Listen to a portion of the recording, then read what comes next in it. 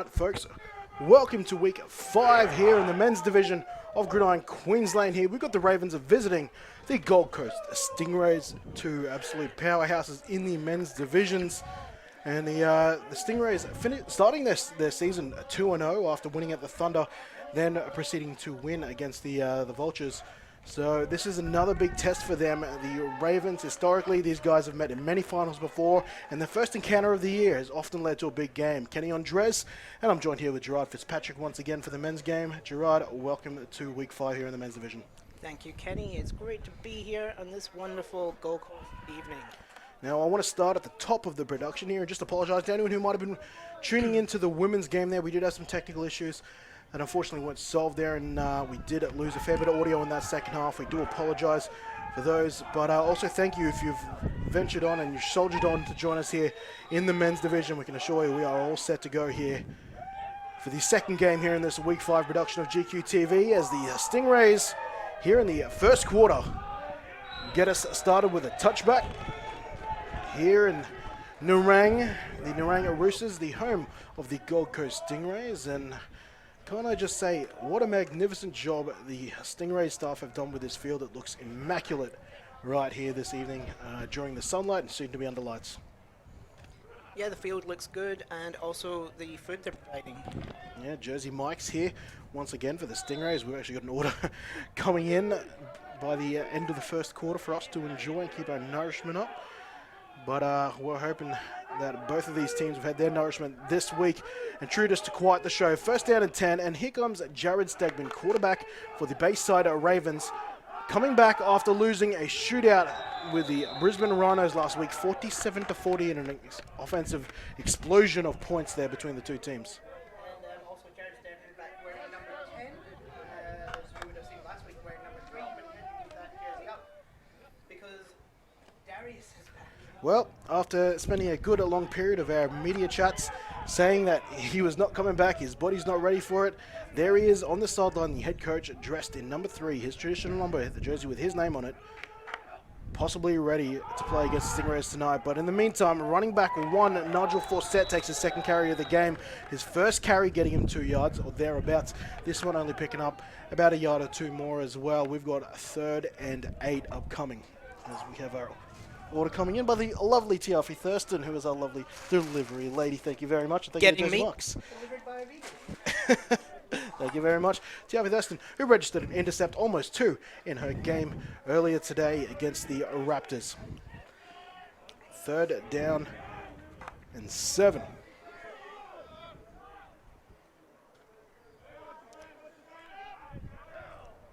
Stegman assessing defense, 4 down linemen. They'll only rush 4 here on 3rd down, the Stingrays. Pass going to absolutely no one there from Stegman. And that'll be incomplete. And the Ravens look to be sending on their punt unit. Yeah, not sure what happened there. Obviously, miscommunication. I think the receiver ran. I think Jared was expecting him to run a corner. Either that or he's just got a bad arm. As we see, these Stingrays punt return unit set up there and looking to return now. Bear with us because there's going to be a lot of Colts stepping up into this senior team. So we have got the Colts lineup here, and they haven't updated us there with what jerseys they could be wearing, but many of them lucky enough to be wearing their Colt number, but that's not always the case. Right now it's number 12 back deep to return, and back deep is this long snap over the head of punter Warwick Russell. So this game will start with a safety, ladies and gentlemen. 2 points to the Stingrays there to open the account here at home this evening. Now, is that just the confidence in the Ravens going, you know what, we'll give you 2 points as a head start? I have a striking suspicion that is not the case. I think you might be right, Kenny.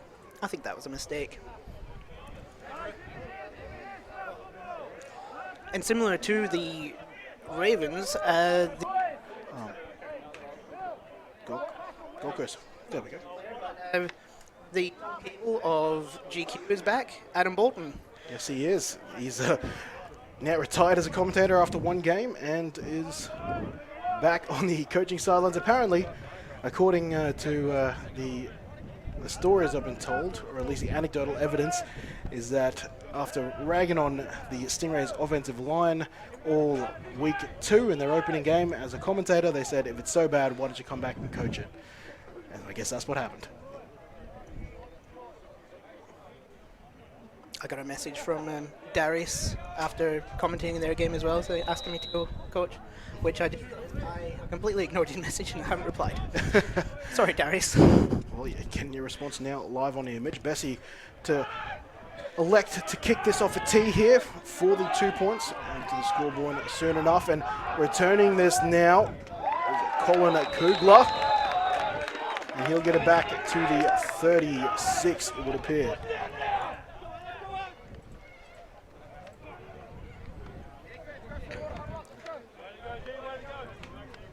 Okay, now we get to have a look at the Rays offense. Personally for me, I haven't seen the Rays offense play this season, so kind of interesting to see what sort of formations and what sort of plays they come out with LT at quarterback. Well, quite evident what they tried to do in their first game of the season.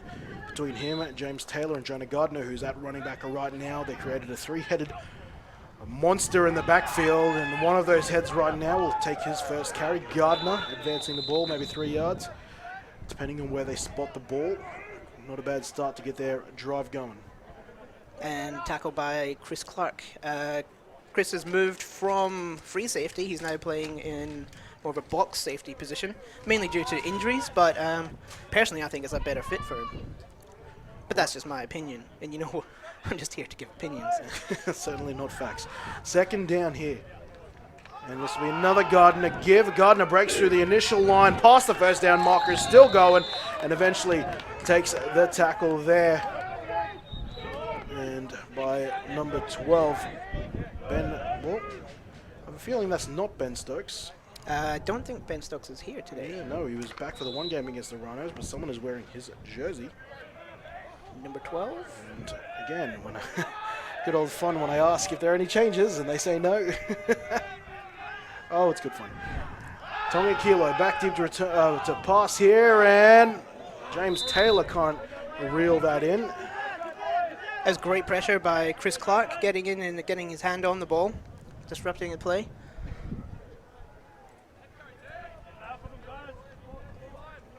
See on the replay here. Slight tip there. And number 12, the person in number 12, it is actually his number. Like I said last week, Stokes paid him with a 6-pack of beer to use the number. Kind of the old currency there. Well, it says Saxby. Now, I believe that was Tom Saxby's jersey as a junior, as a Colt last year at quarterback. I have a feeling that's not Tom Saxby in that jersey now. That's not Tom Saxby. That is someone who came down from North Queensland. But he only came a few weeks ago, so he wouldn't have got a jersey when they were ordered. So that's probably why he's got Tom Saxby's jersey. So, well, it might be Christopher Farrar, perhaps. That's the one. That's his name. There we go. Who was supposed to be wearing 48, which is now being worn by Tristan Ellis.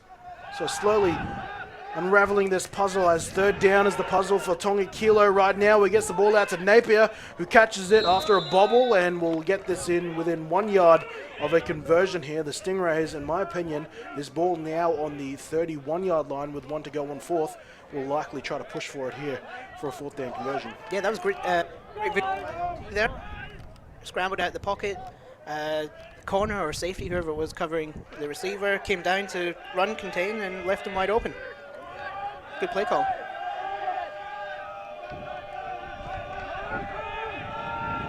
And on fourth down, they'll give it to Gardner, and Gardner's getting the job done, breaking through the secondary now for a Stingrays touchdown. No flags on the field. That is our first 6-pointer of the day, and it comes in the form of Jonah Gardner.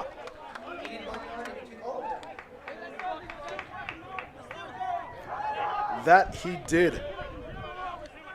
6 points in the scoreline, already a safety. That gives them an 8-point lead right now, a chance to go into make it 2 possessions here. And they will send in kicker in Bailey Harding. Sorry, Tommy Torzok, my apologies. With, well, I'm not sure if I've seen Reese on the field in his search. There he is. So he was the kicker last time we were on broadcast. They've since, I think Torzok was kicking ahead of him previously. In any case, 9-0 now for the Stingrays. And let's look at that touchdown one more time.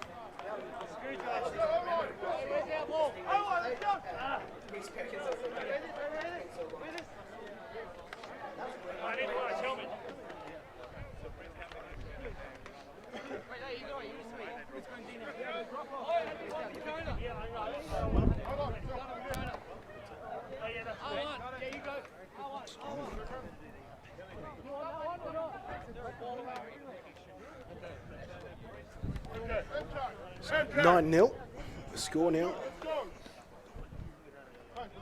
here at Nurang over the Gold Coast. The Stingrays right now, their game day sponsored by Jersey Mike's here, selling up a storm.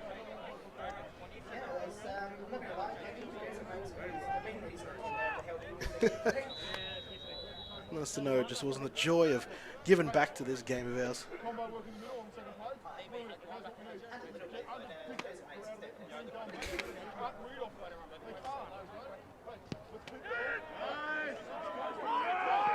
Russell fielding this on his own at 1. Now we'll do their customary switch and they'll give it to Bessie, who breaks the tackle. Bessie up the left-hand sideline now. Bessie resting the rest of the Stingrays and eventually taken down there by Napier at the Ravens 37.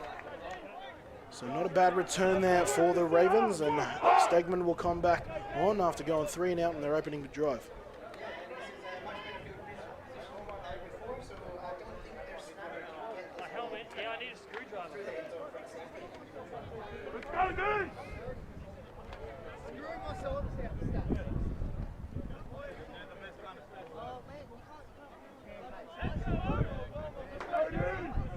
First down and 10 here for the Ravens.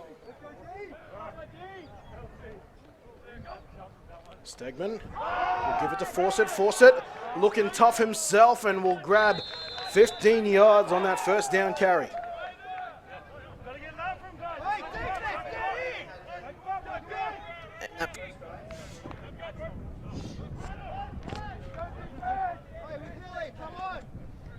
Let's go,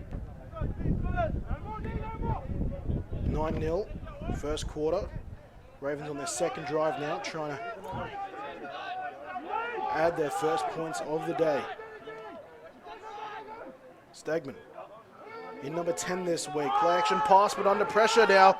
He's being chased down and pursued and almost throws an interception. A couple of Stingrays players on coverage there, one of which number 29, William Mahe, back on the field, and was also Reese Perkins underneath that. Years ago, Reese might have been able to pick that.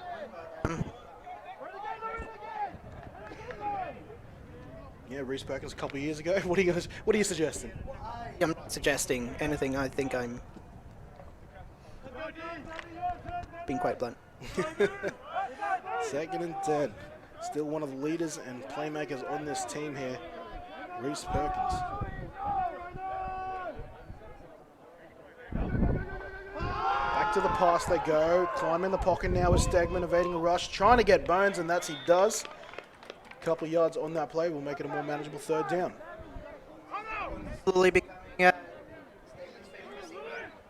Sure.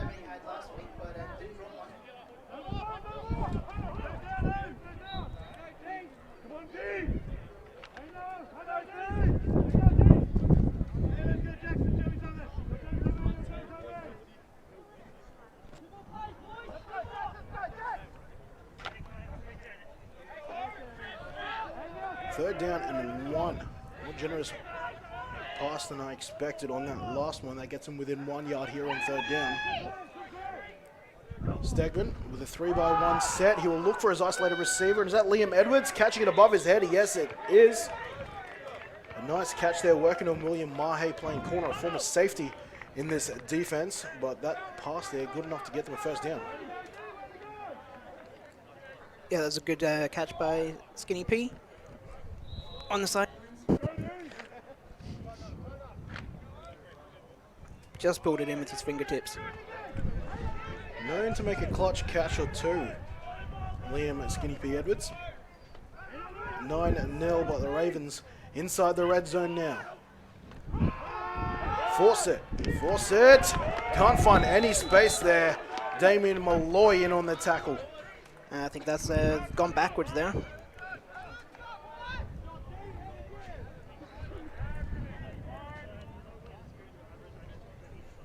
And we were talking about with Adam Bolton back in the week 2 coverage effectively, that a lot of the players who were former DBs and punishing DBs of that have since had to make the move down to linebacker, as this Stingrays outfit are fairly lighter than it has been in the past. And the conditions now something both of these quarterbacks are going to have to contend with. You might be able to hear through headphones. The wind picking up here in Narang as Bessie looks to throw and over the head of Warwick Russell, and that'll lead to 3rd and long.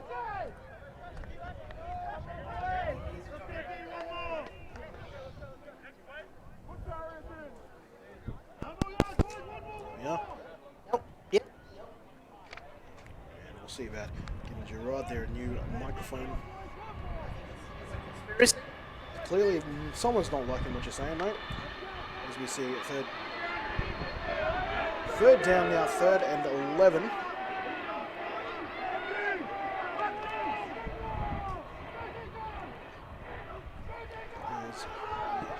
Roll out to the left to the offside of Stegman. Leads to no fortune there. Pass intended to tight end Braden Quinn. And that'll bring up 4th. And let's see if they look to punt this away. I see Pete Brewer coming on with what looks to be a kicking ball. So it looks like they might try to add 3 here. And 4th down and 11. Ball on the Stingray 17. And Warwick Russell is looking like, well, they don't have a long snapper right now, I don't think. No, it's Brewer, they'll have him to left guard. Andrew Davis comes in to fill that role here. Now marking up his kicking procedure. It's a straight back one, no kick to the, step to the left, and this is wide left here for Warwick Russell. Red zone trip that ends up with 0 points, so the Stingrays looking good here in this first quarter, leading 9-0, and we'll get the ball back.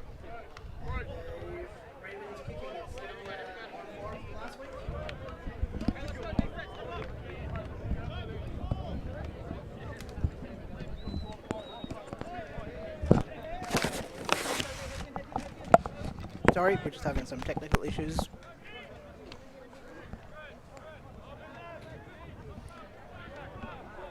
Okay, so the Ravens' game plan seems to have changed a little bit. They haven't been bombing it as much, trying to go for more of a run.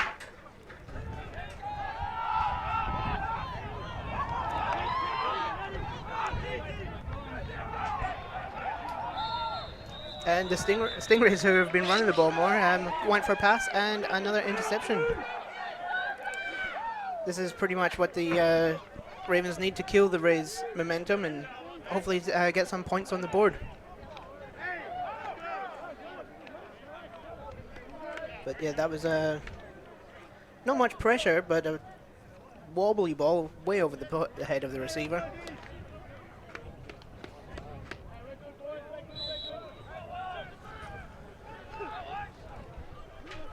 Now 1st and 15 to the goal line.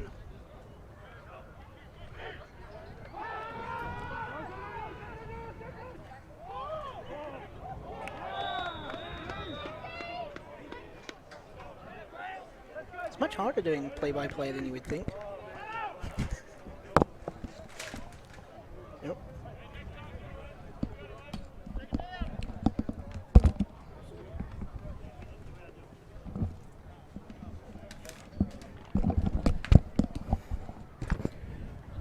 All right, thanks for bearing with Gerard Fitzpatrick's play-by-play attempt there as we sort out his issues. Just play. Is this working? There we go. And a pass that dropped by Edwards on 2nd down and 10, making it 3rd, and the intercepted earlier, turning the fortune back in the favor of Birdtown. Not quite the case if they can't capitalize here. Staring down the barrel of another possible field goal attempt. If they don't get much closer, do you think they would really go for another field goal? It hasn't really been successful for them last week, and it's even windier this week. Yeah, not only that, yeah, not looking in good form right now. Fawcett in the backfield. Receivers everywhere, though, 2x2. Here as Fawcett runs out of the back. Pass intended to Bessie on third down. He's hit as he thrown. Malloy coming through with some significant pressure there. And that will get this to fourth down. A decision to be made here by Darius Holiday-Miller. There's been a lot of pressure by the Stingrays defense today. I don't think Steggs has had a real clean pocket or a clean pass. He's been under pressure, most of them. If not, he's been on the run. Malloy there just working his way around the defensive tackle there, working in tandem with his D-line. Fourth down, the Ravens are going for it.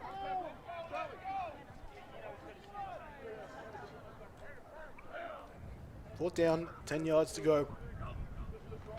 Stegman looking left and throwing for an open Bessie, who won't get the touchdown, but will get more than enough for the first, and that will make it first and goal here for the Bayside Ravens. And very late flags come in after that. In the backfield. Question, we might have a hold. By the look on the face of some of the Ravens, it might be on them. I think we've got a hold coming up. We'll try to get Whitehead hit on it. Drowned out by the cheers there of the near side sideline, but I think if you look at the left tackle here on this next play, 74. That's Jerry. Jerry Fa'agata changing to a left tackle here. A fair bit of jersey on that last play. And that will make it fourth and longer, I imagine. Well, look, they're setting up for a long field goal here. Interesting decision. They missed by quite a bit from half of this distance. And yet, here they are, and the wind has died down for the moment being. This ball will be kicked from the 39, and it's wide left even more, and they're going to try to return this. Reese Perkins, an opportunistic player in a nutshell, and he will take this all the way back to effectively where the field goal was kicked. So if nothing else, he's got stats on his stat sheet. And Ravens really not looking like the same team they were last week when they came out firing. Their offense is really struggling against this defensive line. The last pass that Steggs had to Bessie was probably the cleanest pocket he had, and we found out why, because there was holding. And here's the thing. This Stingrays team, you could argue, has been humbled over the last couple of seasons, not quite being the undefeatable team as they were for several years, almost a decade. And right now they're on the back of 2 wins now and getting a great first quarter, leading 9-0. That confidence that made them so dangerous for so many years, it's starting to come back. Yeah, this Rays team's not the Rays team that you would recognize from maybe five years ago when you had your core group of Stingrays players. Now it's really... Oh, Jonah Gardner doing more damage up the middle, eventually taken down there by the safety and Jacob Eaton, but not before ripping off 25, maybe 30 yards. Yeah, another huge run. There's really seeing the difference with Bolts coming back on the O-line. These runs are just like opening up massive holes. Well, he told me when I asked about his commentary whereabouts, he said, love doing the stream, love calling a game, but I think I love coaching O-line just that little bit more. And I'm like, I guess I can see that. And a nice pitch play here from the former Keeper Park players. Jonah Gardner again, still not done with his day. 9 yards on that play. Yeah, he's almost averaging over 10 yards a carry. And we've seen... Really, when you talk about football, it's always a game of trenches, even though I'm a skills player myself, and I think you were a lineman. It's like, really, it's a game in the trenches, and at the moment, the Rays are dominating in the trenches. Very much so. The addition of offensive line coach Adam Bolton, quite tangible right now. And a quick pass out to James Taylor, playing a fair bit of receiver, and by that I mean doing receiving duties today. Hasn't netted to a whole lot of production, but that seems to be his role here in week 5. And probably better off not catching that one. It's for a loss of 5 yards. Trying a bit of a bubble screen there. Yeah, it went forward. But yeah, 5 yards loss on that one. Pete Brewer on the tackle in the backfield. Brewer is deceptively fast. When you look at him, you'd think he'd be like fast to the bar. but he's got some speed on him. Well, I think faster than I was probably accurate too. On third down there, they try to get more ground up the middle, but they're stopped short. And this will be fourth down and a decision to be made here by Hilly and the Stingrays. It looks like they're going for it. LT came out to get a play, and he's back in the huddle. So 4th and 5 yards.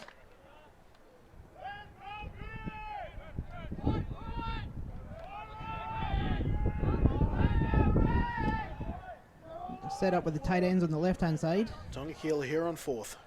Late bail there from the Ravens and a dummy by Tonga Kilo before just manhandling his way forward.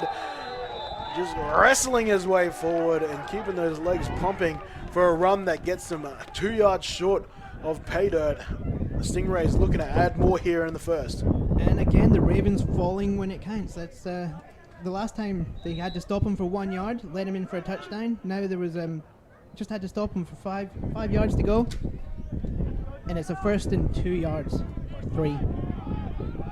That's Christopher Clark who was dragging along there, one of the better athletes. And Gardner, stopped short.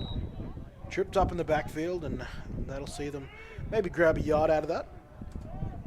Yeah, it looks like, I think it was number 4, Peter Brewer again, flying in low. Yep, taking his legs out. I always think about that double overtime game. Peter Brewer gets into the backfield for what would be the ultimate game-winning touchdown for the Stingrays. Brewer got into the backfield, but it wasn't enough. You got a piece of him, but not enough. And the Stingrays came away with I think it was their 6th consecutive one back in 2017. As they look to add another touchdown here, the Ravens adding up Brewer again, this time from the other side, getting in the backfield. This guy is going to have bruises all over his shins. Should bring in shin pads playing against Brewer. You have a hard enough time getting people to wear knee pads, mate. That's very true. And a timeout here called. I think that was signaled to the Stingrays, as they want to try and sort this 3rd and goal call out.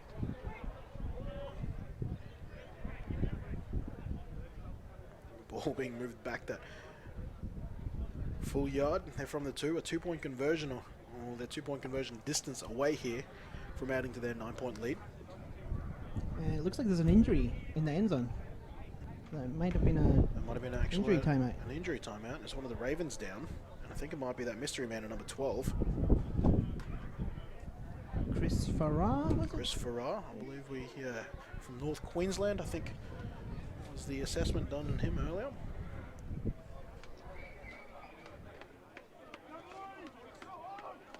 Hopefully nothing too serious.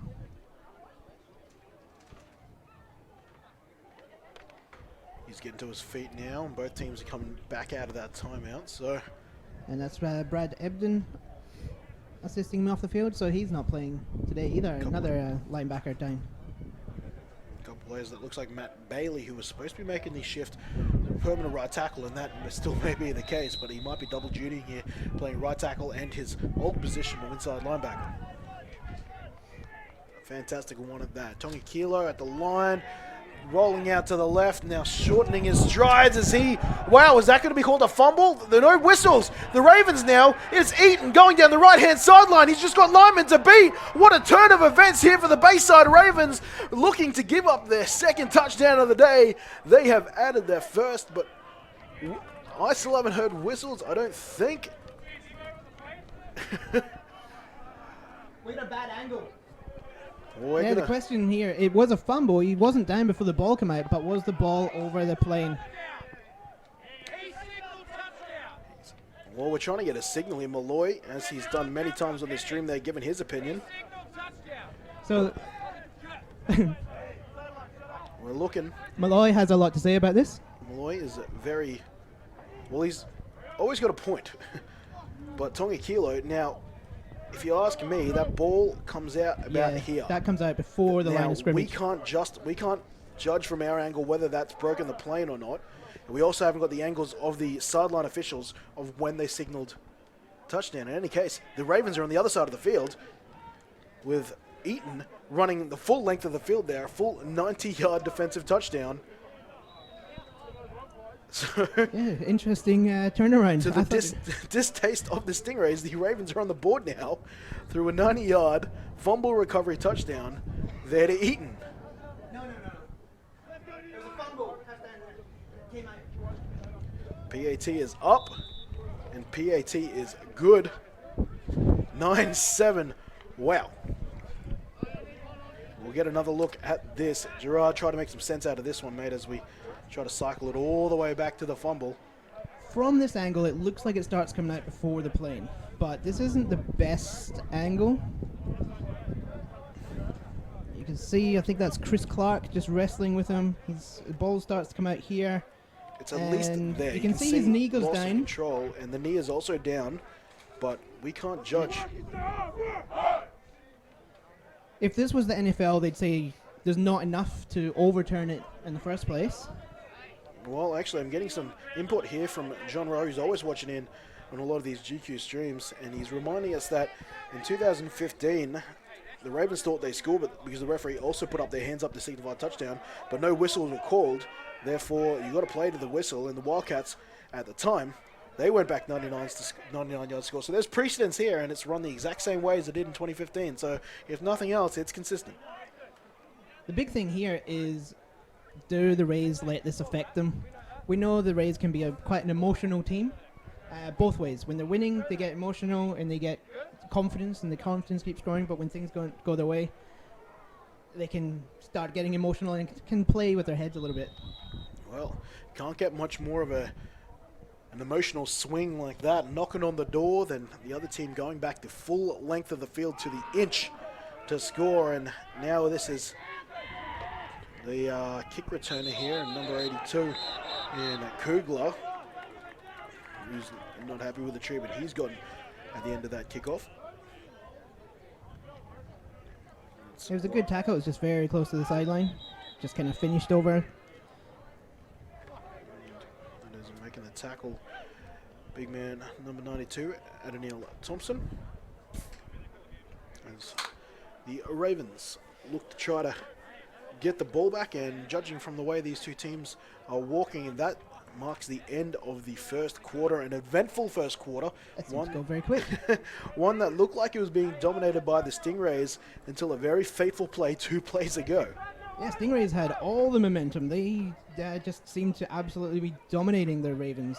And look, David Hill, I think he's just got to try and make this team forget about that real quick, because everything they're doing before that, outstanding. Yes. It's pretty much like the game the Ravens had last week against the Rhinos. The Ravens were dominating, then they got a defensive touchdown to the Rhinos, and then the Rhinos started building momentum. So the Ravens need to start building on that, start building some momentum. The Rays just need to forget it happened, come out and keep doing what they were doing, because what they're doing is working. It's working really well.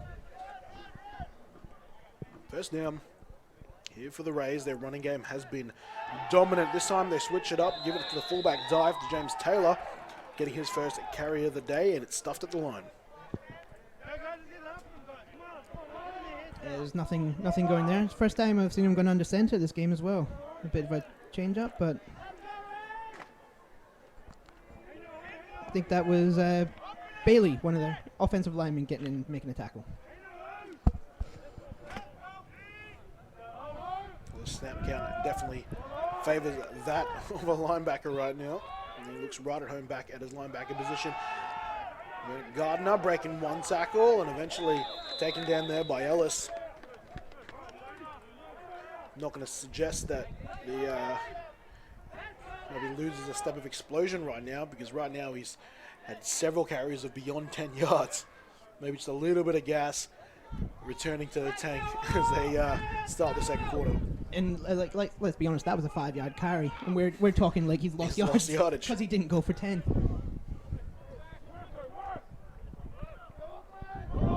Nominated for Offensive Rookie of the Year last year in the men's division. After only playing half the season, only came through as he takes another carry on third down. That shows you the confidence in him. It was third and more than 5 there, and they elected to run it with him just up the guts. Yeah, it's 4th down now. Be interesting to see if they go for the punt. This is we're not on the halfway line, so yeah, that's in their half. I'd say this would be more punt territory than anything, but At the same time, We'll you've got see. a back that's averaging well over 4 yards a carry. You couldn't really blame them for just loading him up one more time. And back under center again. Is this another? Nope, it's a sneak. Tonga Kilo burrows over the line, looking like a hooker on rugby league, going for a try there. Enough to move the chains. This drive stays alive. Yeah, like I said, like they haven't let that interception phase them too much on offense. They've come back out. They're running what was successful for them. Well, it's been a couple big plays for the Ravens defense that's kept them in this. The interception with the Stingrays coming out of their own end zone there, and then also the 90-yard fumble recovery return there by Eden. First down and 10. Pitch out to Gardner. Gardner assessing his blocks and a good tackle over the top there. Big tackle there by the 50 and Matt Bailey. And I'm not sure what 92's job was there. I don't know if he was meant to take the pitch man or take the quarterback, but good decision to pitch that off there. Temperature dropping here at Narang. Second down and 5.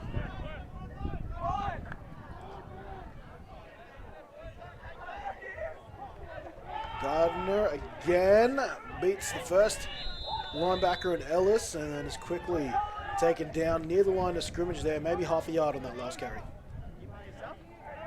Yeah, it's not a loss of yards. Third down, 5 yards to go.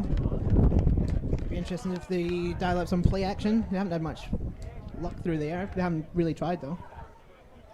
But this, the run game's going well, and the way they're going now is 4 down territory. Maybe they get 4 yards and then another 4 yards. Well, that's exactly what they did last time. Third down now. The order of the day has been through the middle with Gardner. And he's not on the field at the moment. They're going to go through the air. The first pass attempt there, well, the first target to Jaden Paludan.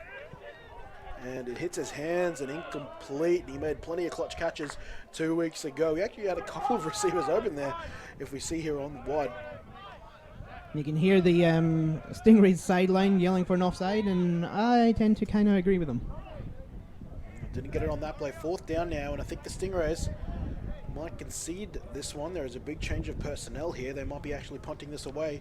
Going back is number 17. Yeah, it looks Tommy like the Toza. Rays just dropped an average of 4 foot in height. Yeah, with their special teams unit coming out here. A lot of their linemen coming off, surprisingly, and they're It looks like the Colts teams just came on the field. yeah, plenty of former Colts and current Colts on there. William And Mahe, So a round of applause. James Taylor, personal protector, and Tulzok with great precision gets this out to the 32, Yeah, 33 even. I think he may have shanked that. I don't think he meant it to go out that shallow.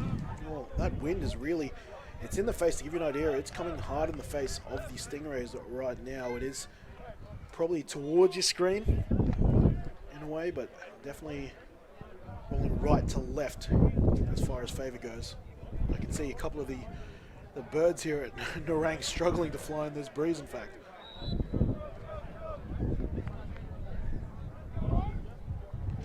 First and 10. Stegman trying to get the offense on the board. A forced set. A regular first down servant. This time taken down in the backfield. Good tackle for a loss. And guess again. He's going Damien nowhere. Malloy. This Ravens offense is really struggling to get anything going at the moment. Need to settle down in the O-line, get some blocking going. It wasn't Malloy, it was Dylan Lagerstrom, in fact.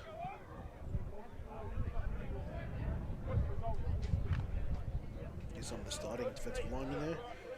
Jackson Walters at right end.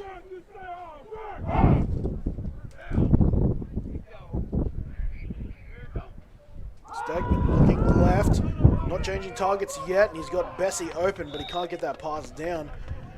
Bessie was sitting in between the zone of a couple defenders, one of which, Reese Perkins. Yeah, and again, Stegs throwing the ball under a lot of pressure. Josh McAlpine over the top on that last play. Actually quite a few long passes completed for Stegman to his wide receivers this week. one name I haven't called yet, and I actually don't think he's here, is Lachlan Tate, who made plenty of explosive plays for him. Right now, Braden Quinn is beginning a lot of the snaps in at his usual tight end / slot position. Yeah, normally he wears number 15. I don't see a number 15 there or on the sidelines. Stegman, top of his drop, throws an interception here, running it back for the Stingrays as a safety there, and number 32, Christian Suarez, and Suarez takes this inside the 20. The Stingrays have the ball inside the Ravens red zone. Stingrays are really starting to dial it up on offense and defense here. Ravens are really doing nothing offensively. They're getting the ball pounded down their throat on defense. I think they kind of need to take a step back, regroup. Well, he tried to drive it into the very tight seam between linebacker and safety there, where Warwick Russell appeared to be open, but driving in the ball there was Suarez, and Suarez. I think the pressure might be getting a little bit to Stegs. Tony Kilo back in the red zone. The middle, keeping in mind the Stingrays fumbled. Well, it depends who you ask. Either fumbled or scored a touchdown last time they came here, but ultimately the decision made by the officials was a fumble just before the goal line, which was returned by the Ravens the full 90 yards. Yeah, it was definitely a fumble. Just don't know if he was before the line or after the line, but inconclusive. It looked like it was before, and we have to go with what is on the scoreboard. 9-7. 9-7 doesn't seem to justify the score for the Rays at the moment. Yeah, who seemed to be dominating the first quarter. James Taylor bowling over defenders. He's still going. Can he get all the way to the end zone? Looking for a signal. I think he was stopped a yard short. Yeah, he was dragging people for a few yards. Looks like it's 1 yard out. The ball came out, but I'm pretty sure he was down by the time it came out this time. Wrestling there, Chris Clark having to do a lot of work at the goal line there. Yeah, you're right, actually. Whew. Ball coming out again. These Ravens defenders not giving up all the way, defending to the final inch before the goal line. Back out in this two-back set. Up the middle, they send James Taylor, who meets Thompson. Thompson stands him up, and he backs his way into the end zone for a score. The Stingrays, this time not denied. They add the points that went missing. A drive ago. Just too big, too strong, too fast, and it looks like most of the Ravens were trying to go up too high on him. Someone needs to get low. He just kept his feet moving, used his strength.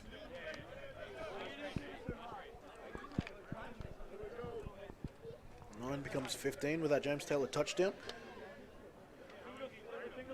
Struggled with an injury in that first week. It was healthy, but then I think did a little bit of damage to his calf, so he thought for precautionary reasons he would take it easy in the second half. Jordan Gardner carried a lot of the load and did so successfully as this PAT is, making the score 16-7 here, a couple minutes down in the second quarter. The Stingrays leading the Ravens. You can really see with that kick how the wind's affecting the ball. It kind of just sat up there with the wind blowing into it. That's how windy it is down there.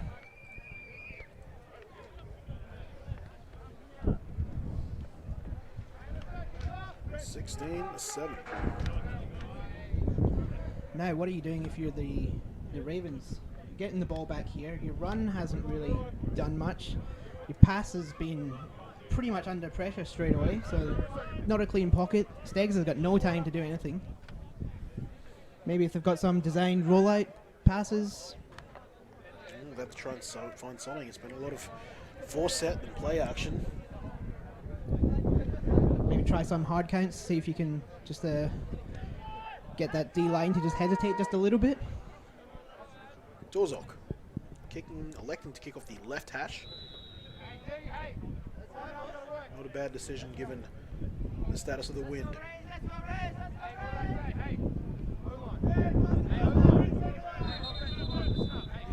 as they look to get this ball in the seat for the third attempt, shout out here from a couple of coaches, some significant coaches tuning in.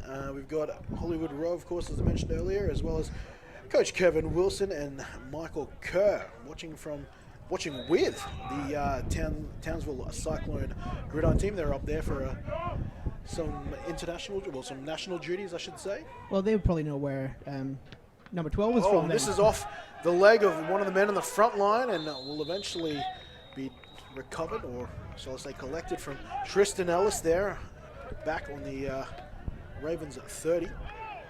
And sorry, you were saying, mate? If they're up in Kansas, then they'll probably know where that number 12 is from. The one where I don't have him. Yes, Farrar. Why do I even print these team lists here for you, mate? It's too windy for pieces of paper. To apologise for anyone who doesn't get called out by Gerard Fitzpatrick, or should I just say you? Should I just call you collar commentator today? First down and 10.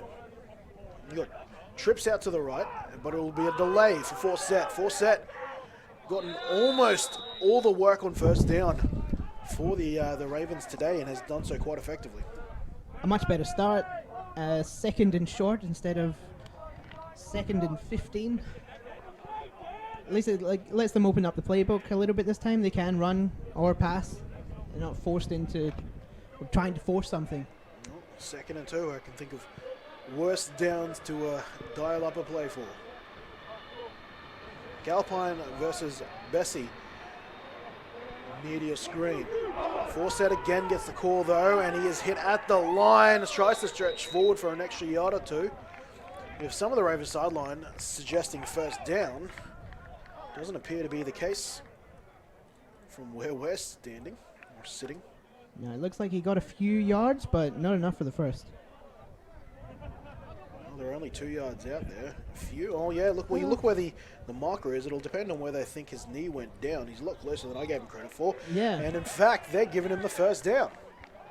No, he done well to keep his knees off the ground there and stretch out. Looked to me initially like he had went down, but Let's try to slow it down. good work by the refs. And knee is down. Well, actually, yeah, he flexes those knees up. So, yeah, argument to be made there. Worst case, it's a borderline call. Back to live action. Short pass here to Warwick Russell over the middle. And the Ravens appear to have a little bit of momentum here.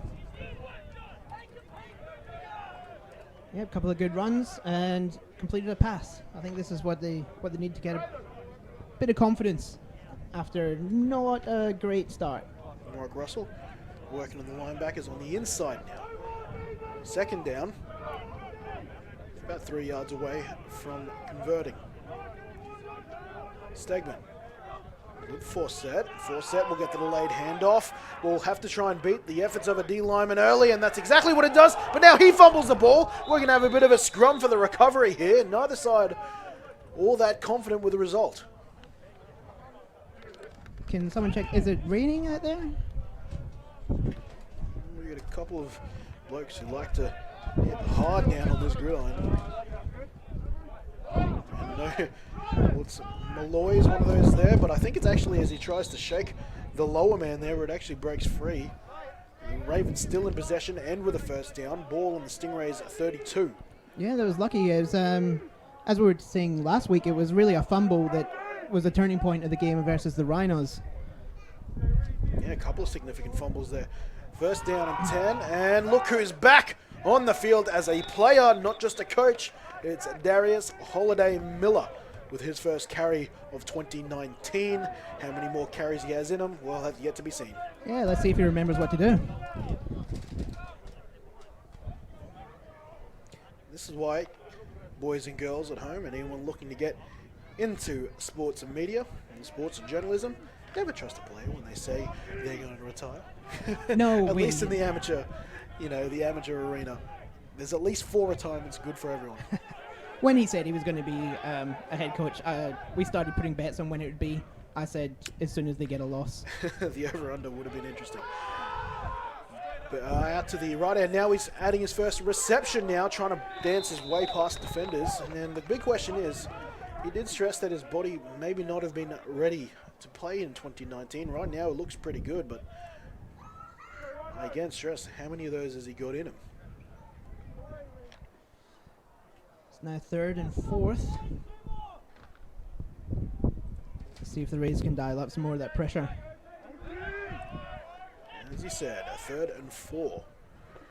Three receivers out to the left, the innermost of those. Darius Holiday Miller, outside of him, Warwick Russell Bessie on the far side, but it'll be the late handoff to Forsett. Forsett, one big cut, gets him into the backfield, and he's got a first down and more, and now we're going to have a competition of athletic running backs, it would appear. This pile is still going.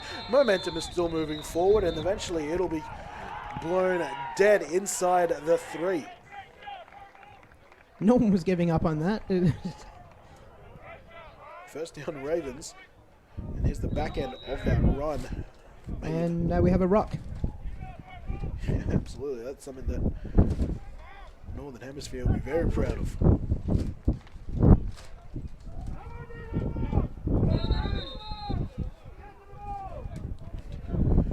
Wind certainly picking up here, or at least it's continuing here, as the timeout is called. By the Rays.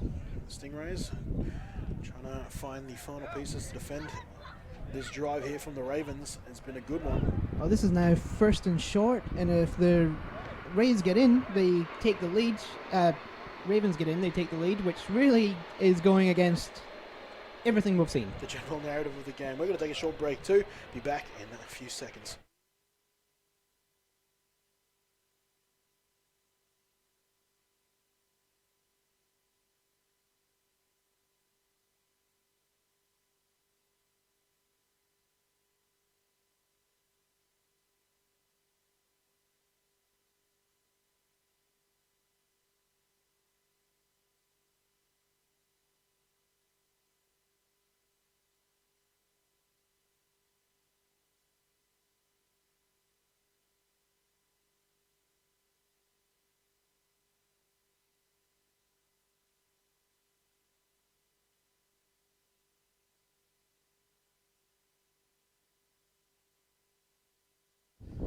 All right, we're back, and 2/3 of this production team is all jumping up now in that short break as the two teams come out of that timeout. And I'm freezing. Indeed you are. Two backs in the backfield, Forsett and Holiday Miller both in the backfield, and that will be used as a decoy as they try to roll out and score. He had two open receivers there. Did Stegman, both Bessie and Bones, but couldn't complete the pass. Yeah, they tried a rollout pass. They got Stegs in open field. No pressure, but yeah, just missed his receivers. Good pickup block there by Darius Holiday Miller. Well, the rollouts they've had so far, they've been to the uncomfortable side for a right-handed quarterback, rolling out to his left. And obviously the Stingrays, and we're going to get another timeout here, another injury timeout, I would imagine. We got one of the Ravens down. Yeah, it looks like BK. Andrew Big Kid Davis.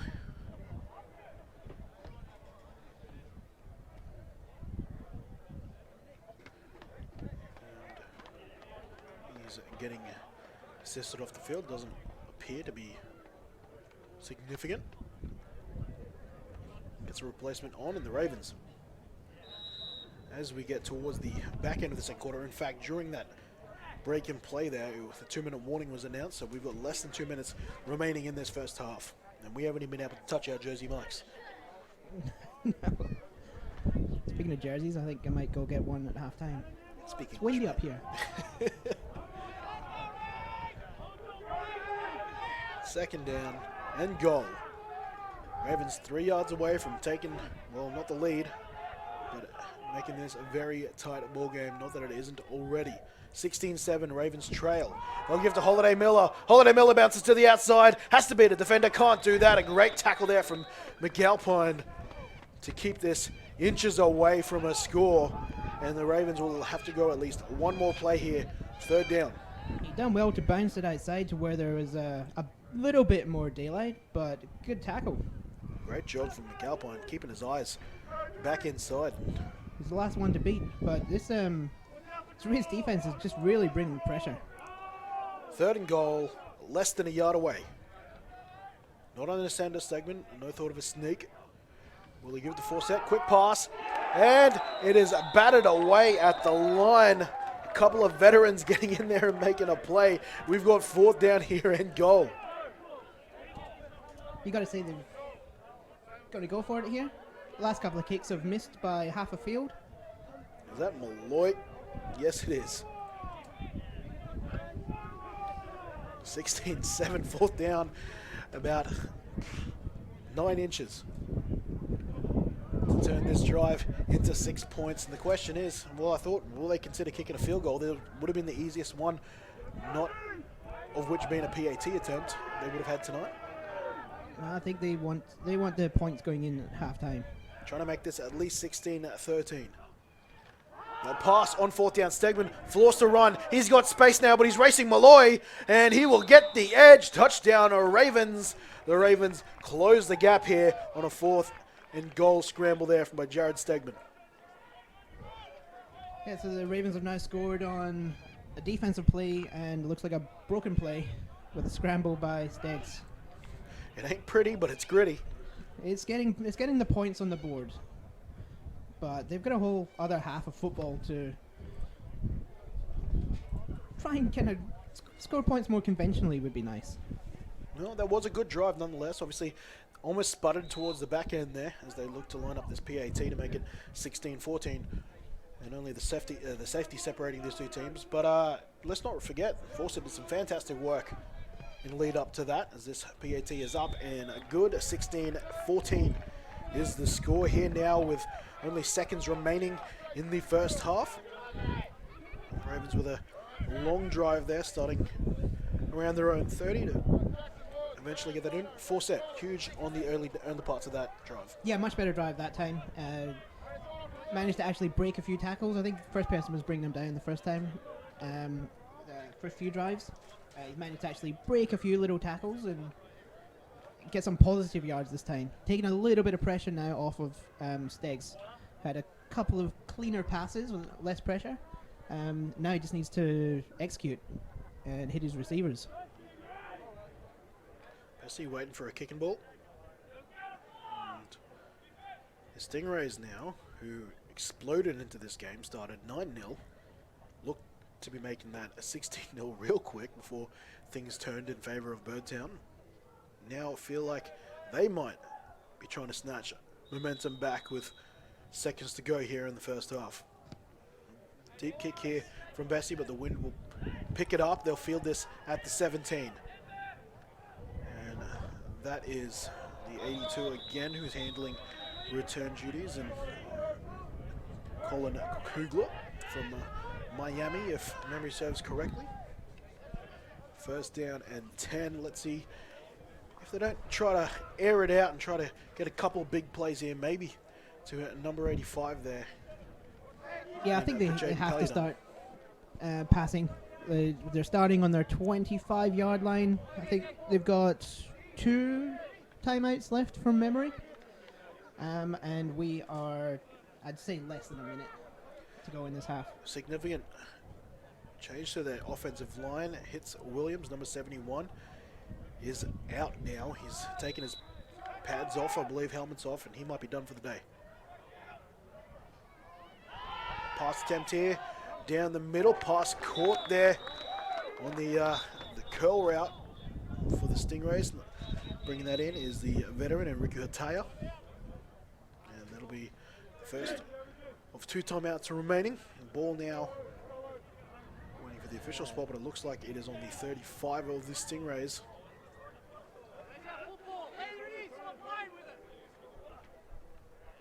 Obviously, the clock hasn't started running again. Did you see the timeout, didn't they? 45 yards to go. Now the chains are moving. Oh, I thought there was a timeout called in that, perhaps not. 45 yards to go.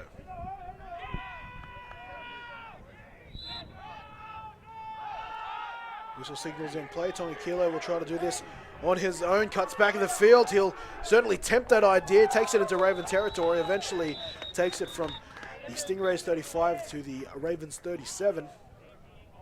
Now they use the timeout. And a run went fast, further than their pass plays. Well, that's the case sometimes, isn't it? Especially with an unconventional quarterback like Lance Tongakilo. Yeah, I did ask him very briefly earlier that, you know, it must be nice to have a full off-season under your belt preparing to be the man at that position. He goes, we're still going to need the full season. It's still early in the season. He expects to grow even more as the season goes on. So that's 2 plays, and now went from their own 25 to the Ravens 35. Not too much further for field goal range for them, I'd say, if the wind dies down a little bit. Tony Kilo, short pass here, and that's Kugler bouncing out of tackles and getting it out of bounds. Nice reception there. Kugler not only getting the first down, but getting out of bounds. Yeah, good work getting out of bounds, stopping the clock. That is a big bubble screen. Look at that block there from James Taylor there, allowing him to turn what would traditionally be about a 10-yard catch into a 15, 16, 17-yard one. Yeah, and managed to get him to go to the sideline instead of having to cut back up as well. I think the important part now is the clock more than anything. They've got the field. Just think it's First time to down get at it in. 10, under pressure, gets rid of a ball and almost intercepted there by Brewer. And that'll be incomplete. Don't have an idea on time here, but we can't be far off halftime.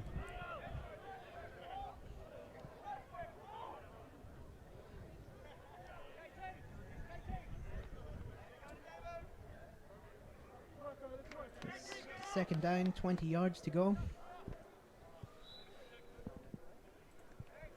And who knows how long. On 2nd and 10. Yeah, we've got Malloy playing some offense. He's at slot. The third receiver in on the left-hand side. Ataya, the lone receiver out to the right. Gardner out of the backfield, climbing the pocket now is Don Kilo. He'll just run with it, and he's got the weary veteran Jason Leon trying to drag him out of bounds, and that's exactly what he does with a bit of help by the end of the play there. Looks like he came down inbound, so the clock will keep running. I think they're trying to line up very quickly to spike the ball if they've got time. And while I'm hearing that, the whistle is blowing on the basis that it's either halftime or someone's called a timeout.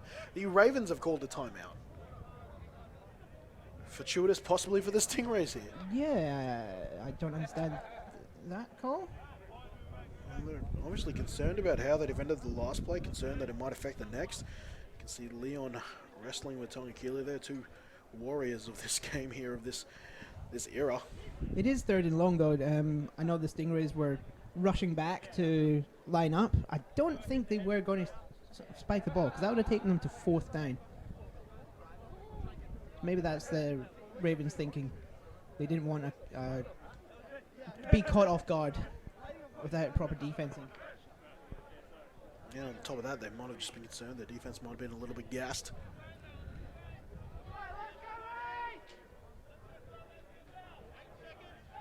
Eight seconds, I think I heard called. 8 seconds remaining in half number 1 here, week 5. 8 seconds is how long you need to stay on a bull. Fun fact. You can see the full complement of receivers there on your screen. Malloy in the right slot, Ataya outside him. Clean pocket, Tongi Kilo, plenty of time to throw, but misses his target there. He was looking for his teammate Malloy. Incomplete. And that brings up 4th down. So let's see if they decide to go for the kick, or are they going to go for it? Well, they likely won't be leaving the Ravens with any time, even if they turn it over here. But it's how much confidence they have in the leg of Terzok, who I think is quite a favoured kicker, and that's exactly why they're sending him on, the left foot of Tommy Terzok. The wind is blowing into him, and you saw the last kick that he done. The ball sat up, and that was closer than here, so it's going to need to be a solid kick. Well, to end the half, Terzok, ball is up, picked up in the wind, no chance. Oh, even if that was AFL field, he'd still miss the small sticks. He wouldn't have even added a behind on that. That should be half time. I can't imagine there being any more than 3 seconds left on that, and that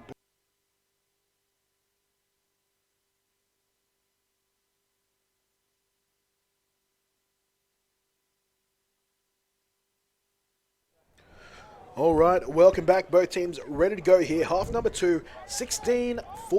The Stingrays currently have the lead here on home turf in Nerang, the Nerang Roosters Rugby League Football Club, home of the Gold Coast Stingrays. And not only do they have a 2-point lead, the Gold Coast Stingrays will have the ball to begin this second half. This one fielded nicely. Now that looks familiar. It's the same logic that the Ravens use, and the Ravens clearly know how to defend against it. Yeah, it's a little cheeky. I love seeing stuff like that.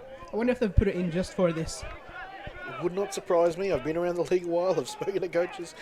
That is not above certain coaches. Nope. I would argue it's not above a lot of coaches. Nope, I would do it. I know you have. And you would too, wouldn't you? Oh, maybe. And it's like, here's something you do, and let's see if we can do it better. It's always humbling when you don't. And I'll tell you what, I am feeling nourished here in this second half. Jersey Mike's serving up a storm for us over that halftime break that we finally got to eat. Got it delivered in the first quarter. It was great. Incredibly filling. It's amazing how much beef you can fit inside those sandwiches. 16-14, top of the third quarter. Let's go. We got GQ Week 5 action, and Tonga Kilo's taken down in the backfield. A Raven there, Peter Brewer, who's having a whale of a game, taking him down behind the line. He's the only one actually taking him around the ankles and having success. Everyone seems to be trying to take him pretty high, and he's dragging him along for extra yards. One of the strongest upper bodies in the league, you could argue. Lance Tonga Kilo, or simply LT. Very few players earn that nickname, and so far, I'd say LT deserves the moniker of LT. Up the middle of the field at this time here between the tackles. I think that might have been James Taylor. No, it was Gardner who had a monster first half and looks to continue and build on that here in the second. Yeah, first run went for a loss, and they've just got that back. It's now 3rd and 7.5 or 6.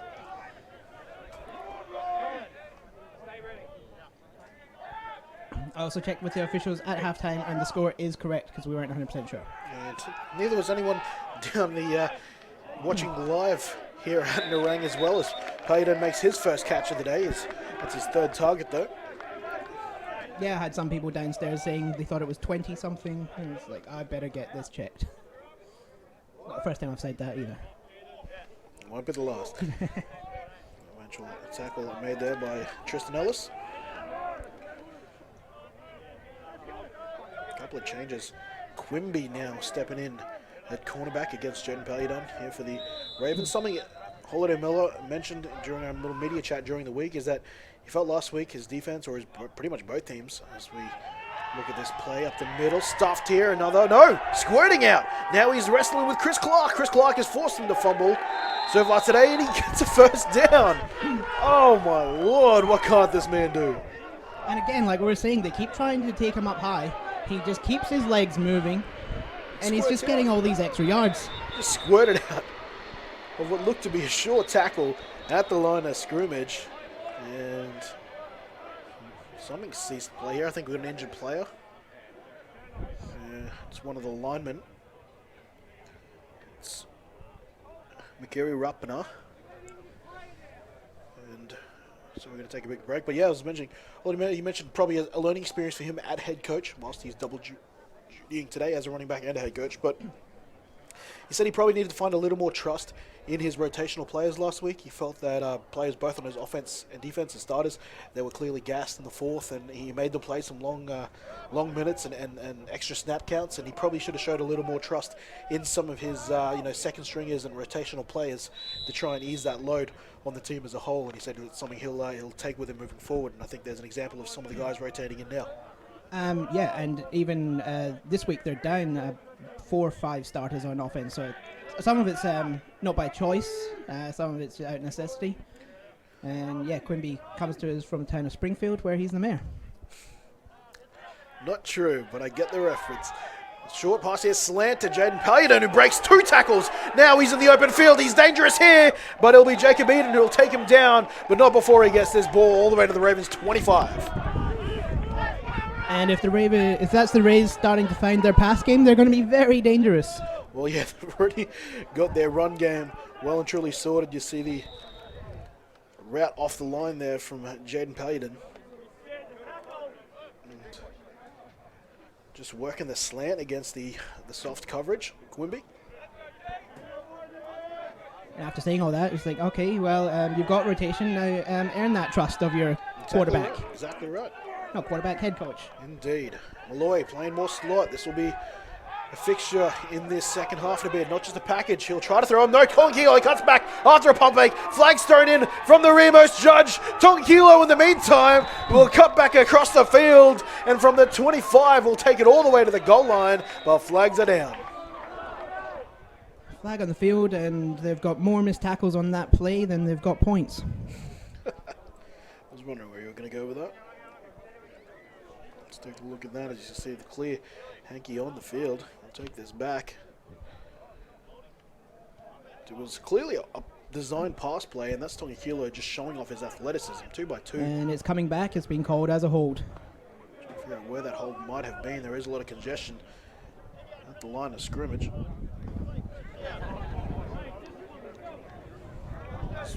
An impressive play nonetheless, not without the assist of hold.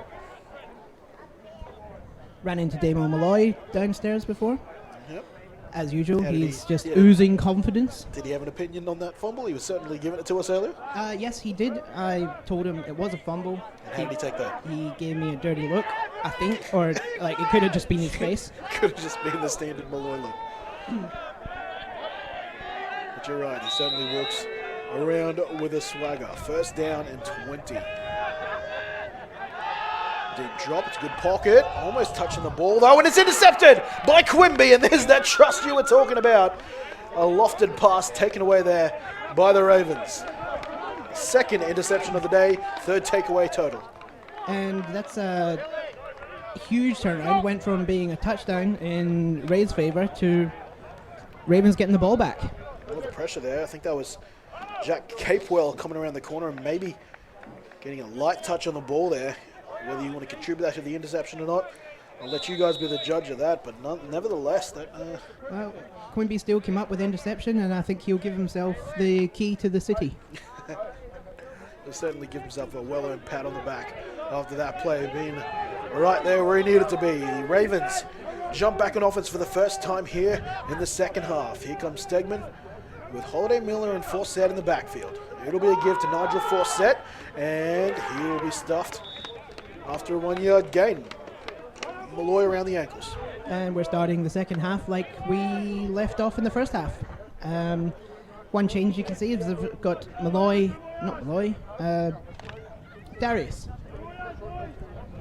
in the backfield as well now. So they've got two threats. I think maybe trying to put some misdirection in to hold up that defensive line. Possibly just trying to get the receivers open. Haven't found a lot of joy down the field so far, these receivers, and this will be a gift to Holiday Miller. Shot out of a cannon, splitting down the field, cutting back to the left-hand sideline now, and will be taken down by the right boot by the last line of defense. The number 30, I think it might be one of the Colts playing there, because I think it was a 37 not on our team list. That was a great tackle. It was one tackle to go, and he had blockers. He had to be brought down there. 27, McAlpine, my apologies. Taking him down, but an explosive play there for the Ravens. They now have the ball just shy of halfway, a yard and a half, in fact, short. Force it out on the flat. The pass will go to him. It's too low, though. Incomplete pass. Second and 10 from the same spot. Yeah, just a little bit too low there for Forsett. Take a look at that last run one more time. Simple inside zone, isn't it? Yeah, huge hole. Don't know what was any different in the last couple of run plays. Just seemed, yeah, very simple sort of triple option. No one actually went with Forsett, though, when he went on the speed option, so that would be interesting to see if they come back to that. And Second attempt, blitz here. And no, it's a fake. It's a give to Nigel Forsett.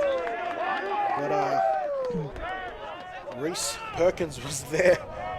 Should Stegman have kept that, and he would have been in a world of trouble if that was the case. yeah, Nigel's really not getting much down here on the ground. He's closed his faucet.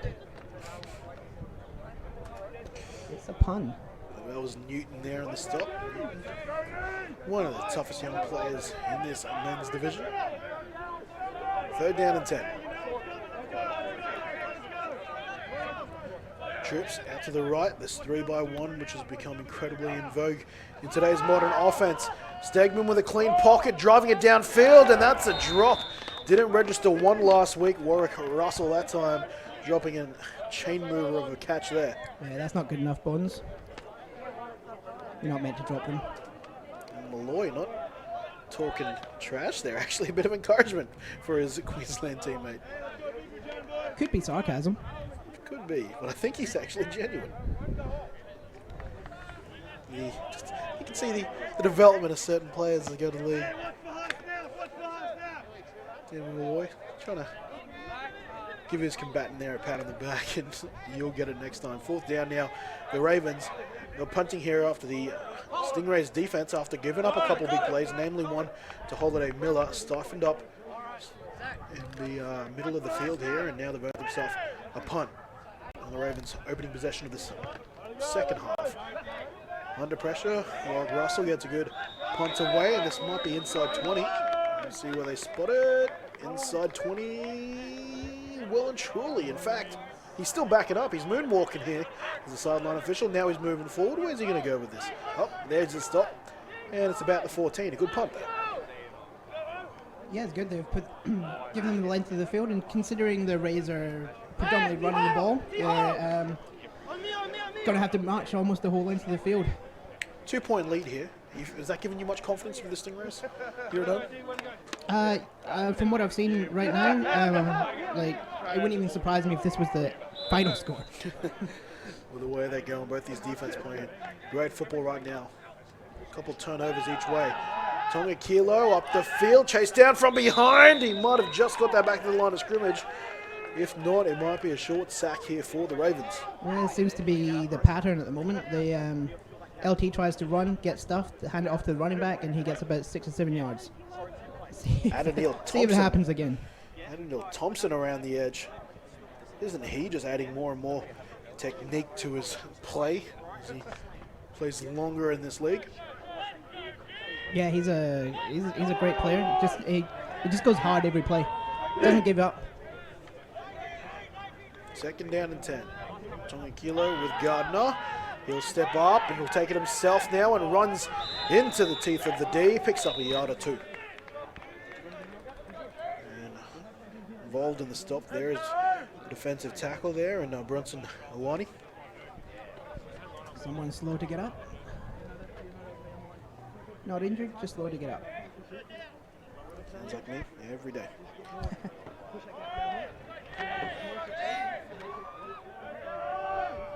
(16-14).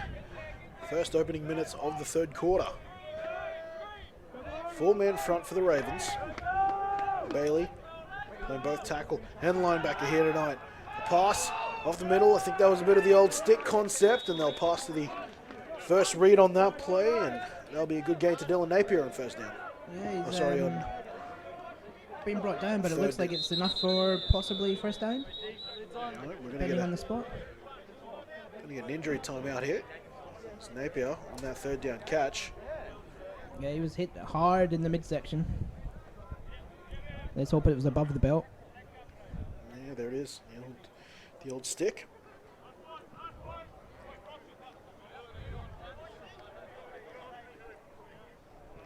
Napier hasn't missed a whole lot of games, Dylan Napier, since making his move to men's. He's been quite a reliable target.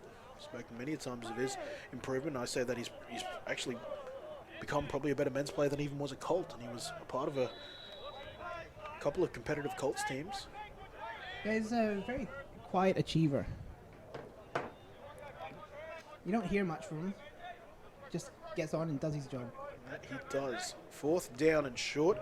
The Ravens are expecting a punt. We saw the is on the wrong side of the field. well, there we go. And then Malloy comes on there. Just putting it out. This is where the Rhinos pulled or attempted a fake punt last week.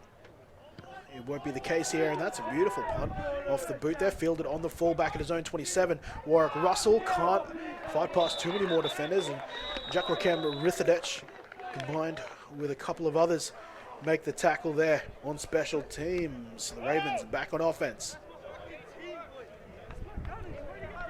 Not bad starting field position for them. Not exactly in the opposition half, but I think that might have this been is 33 yards.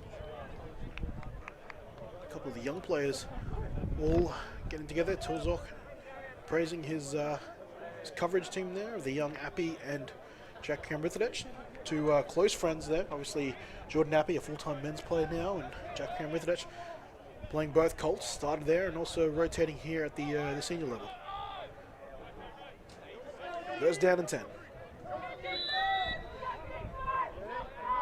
Forced to punt after stalling around halfway last drive.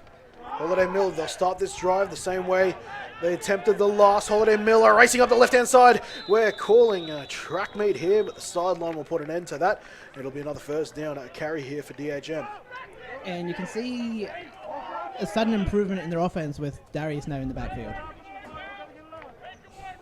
When he gets the ball, he's making some yards, which is great, but the good thing about it is it's going to open up things for Steggs and Fawcett to come back that other way.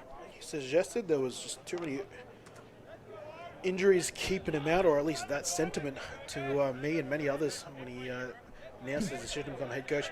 If there's something wrong with his body, I can't see it right now. No, and if he keeps running out of bounds like that, he'll be fine. Well, it would explain why he's opting to do that. Now he'll have to block for Stegman, who will happily push him into William Mahe in order to keep a bit of self-preservation. Still takes a lick.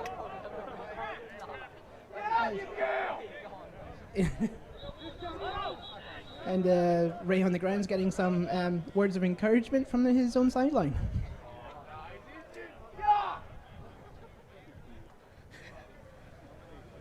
That's right. Dylan Lagerstrom, the sideline telling him to get up. But he was involved in the tackle last. Clearly appears to be nicked up.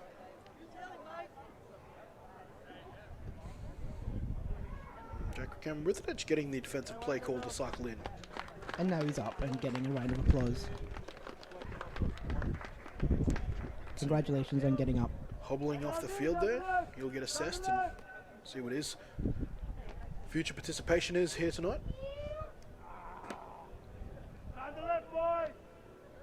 Rocking a fan.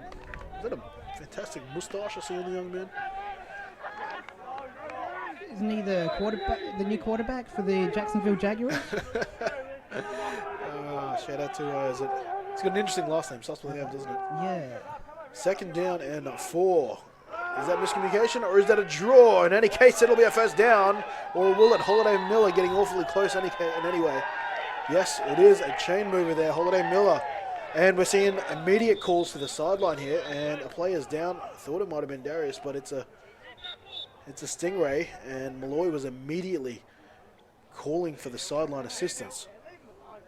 Yeah, that's not... when you see players calling straight away for injuries and things like that, it's always a little bit concerning. But the Ravens offense is starting to move now that Darius is running the plays instead of calling the plays. I think it's one of the big men there who gets involved with the tackle after Jack Rithodich cops a nasty stiff arm here from Holiday Miller. Ooh, sit down. He's not used to getting that, I'll tell you that. And it's the 50, I believe, currently receiving attention. And that would be Daniel Coyle.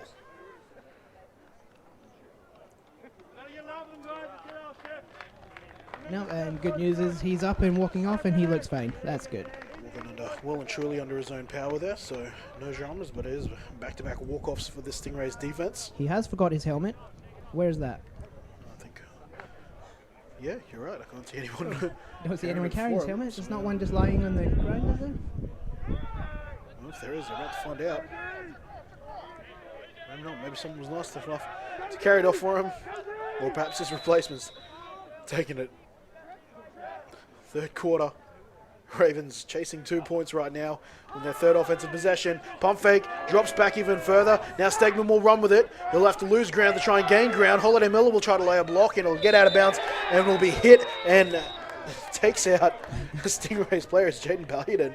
But that was after the hit caused from his own Stingray. Wouldn't have that been an interesting conversation with Jaden had that tackle led to an injury to him?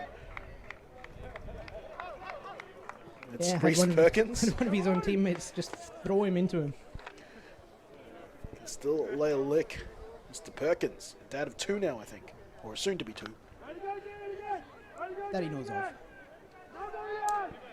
Lovely partner, always here supporting, and if not, watching on stream. Claire. 2nd down and 8. Holiday Miller with the outside zone play. Jack came with it, tries to blow it up. Not quite there early enough, but it's a good tackle on the edge there by the Stingrays defensive back. Another one of these Colts stepping up. It's a good run for some short yards, but really good flow by the defense of the Rays. Just not letting him get up the sideline again.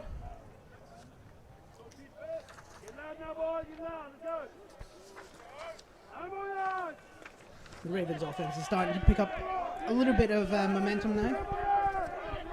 Getting on a bit of a run. On the ground at least. Haven't seen much through the air. 3rd down and 5. Quick throw here. It was intended to work Russell. And Warwick Russell matched up there with Malloy. Can't reel it in. He's having a tough night tonight. Mr. Bones. Yeah, I think he's 1 from 3 now from memory. We don't really have a statistician up here. So we got to go with whatever I make up. If you're willing to be a statistician on the stream, hit me up. We accept your volunteer services. We will supply a paper and pen. If you're lucky, a calculator, even if you're even luckier, an abacus. 4th down.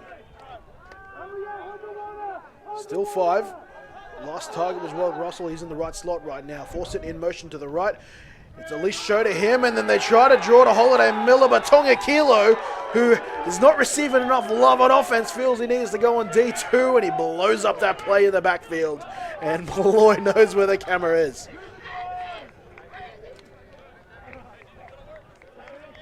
Huge play on 4th down. They try a bit of misdirection, but this Stingrays, particularly that man there and Malloy, those two there have got about 300 games between them at least. They've seen it all. Yeah, and Malloy's still playing to the camera, even though it's not on him. Well, it was that time. He knew it. It was. You can feel it. He's got a feeling. It's 1st down. A big turnover on downs there by the Rays.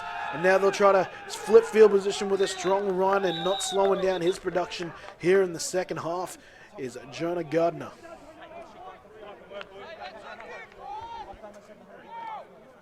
Quite a quiet game through the air. This one completely different to the last game we called last week, which was pretty much a game of ping pong. Yeah, you're exactly throwing right. back and forward. Passes being completed left, right, center, deep, short, and intermediate. This time, this is some old school noughties football, if you will. As Jonah Gardner keeps running through, they've got spiders on him. He takes his ball just shy of the Raven 40.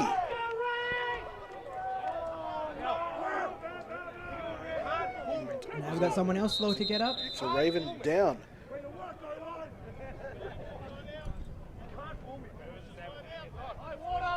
An injury time out here. One of the players down. It might be Jacob Eaton. It is indeed still taking a knee. The man who scored earlier in the day the Ravens' first points of the match with a 89.5-yard fumble recovery for a touchdown. Very true, and you just confused me there with that 80. Then I realized the field isn't 100 yards. He would have got 100 yards if it was a 100-yard field. I invested all this money in a little device called a dialer down, only for it to be effectively irrelevant because we don't have 100-yard fields. I mean, the question is, sure, can do the maths, but I didn't get to where I was by crunching numbers. 1st down and 10. Once this play resumes, Eaton will be taken off the field. Dale Stanley will get his hand on the football, ready to start the offensive drive again. Restart the offensive drive, I should say. The Stingrays, they waste no time. They get straight back into it and jumping, cutting, and losing the football. There'll be a wrestle for the ball. The Stingrays aren't alarmed in any way, shape, form. They're confident they've got it. And now the Ravens are flipping the direction.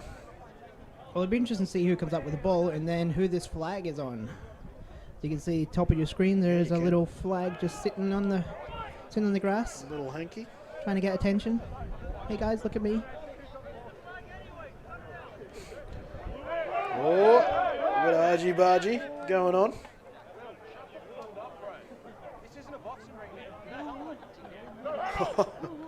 Some of the smartest words I've heard. You haven't got your headset on, unfortunately, due to the changes we had to make there, but someone just said on the Stingrays sideline, this isn't a boxing ring. We've got helmets on. Yeah, no, that was Malloy, funnily enough. Just pearls of wisdom here from Damien Malloy. We're really going to find a way to get him mic'd up one day. I think you'd need an R rating. Well, I never said live, mate. We'll have to pay an editor to work several hours to bleep a lot of things, I would imagine, but it still would be ultimate entertainment for the league, I can imagine. It'd be like watching a game with director's commentary on it.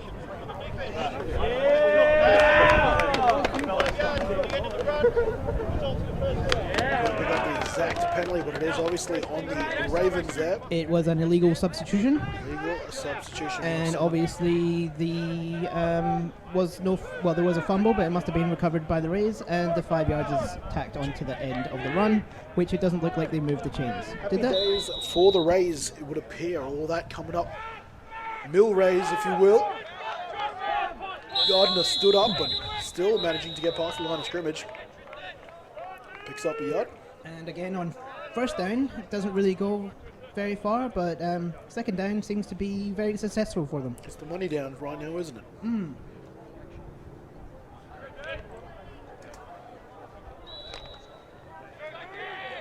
Ravens kind of need to go, hey, what did we do on first down? Let's do that again. Didn't make the yard I suggested he did. Second and 10. He's tackled at the line of scrimmage. Roll out to the left for Tonga Kilo. He'll just back his ability now. Spins out of 2 tackles, and eventually Brewer, along with Ellis, will take him down, but not before he gets a good chunk of yardage on the ground. Yeah, too many arm tackles. Everyone's trying to give him a cuddle. He's a pretty cuddly bloke, though, to be fair. Yeah, good work cutting back. The linebacker had his hips just square to the sideline. Let him cut back up there. 6:45 to Marine, just passing us here at Marine Roosters Rugby League Club now.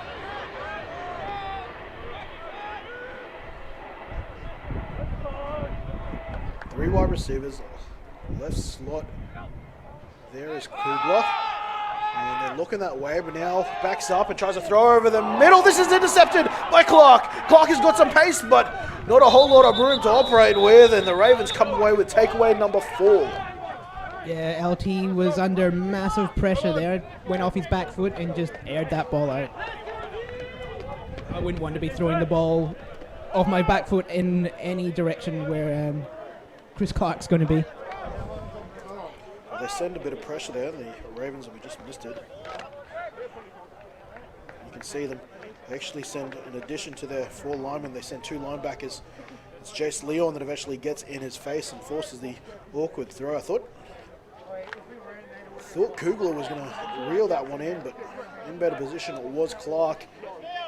I remember Clark making his name reverberate around the league with that early 70-yard touchdown he scored against the Stingrays early part of the season, a season ago. Not many can do that against the Rays, especially not in such a casual situation like he did early in the game that time. That's a chain-moving catch there by Warwick Russell. Yep, now he's 2 from 2 and got a first down, and the Ravens are going back to the air with a little bit of success.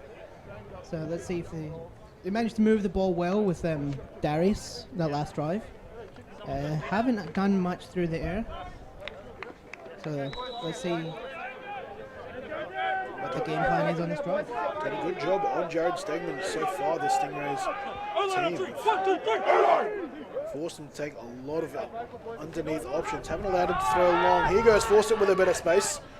Fawcett dragging Rithadech, I think, with him over the first down marker. This will be another fresh set of downs, back-to-back first downs on the last 2 plays. One on the ground and one through the air.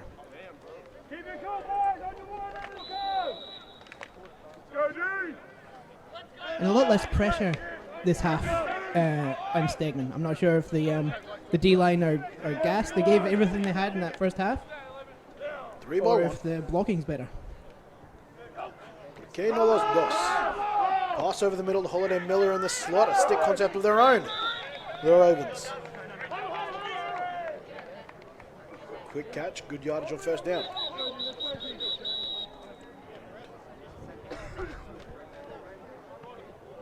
Early whistles there. Is that the change of quarter? No. Might be due. I think that's the case, actually. They're huddling around the ball, picking the ball up. Yep. He's holding the ball above his head, and that's the quarter. So, that's the end of 3, and after 3, we've got an unchanged scoreline from the half. We've got 16-14 here in favor of the Stingrays. Neither team able to really develop too much of a drive here in the second half. The defense is really dictating terms here throughout the case of the third. And we'll see if one big play might be able to separate these two teams here in the final quarter of play. Yeah, a little bit less intensity from the Rays this half. They came out firing in that first half and just looked completely dominant. They're still looking probably more dominant in the trenches, but just giving Stegs just a little bit too long, a little, like half a second more than he was in the first half, and he's managing to get the ball Trips right. left. Deep drop from Stegman, steps up to avoid the pressure now, will choose to run with it. He's got a bit of space, cuts back, spin move, and he's still going there, and that's close to 20 yards on that quarterback scramble. And we've got a flag, so that could be coming back. The chains are already moving. Flag is down back at the Ravens 33. You can see it on the field there, just in the right-hand corner.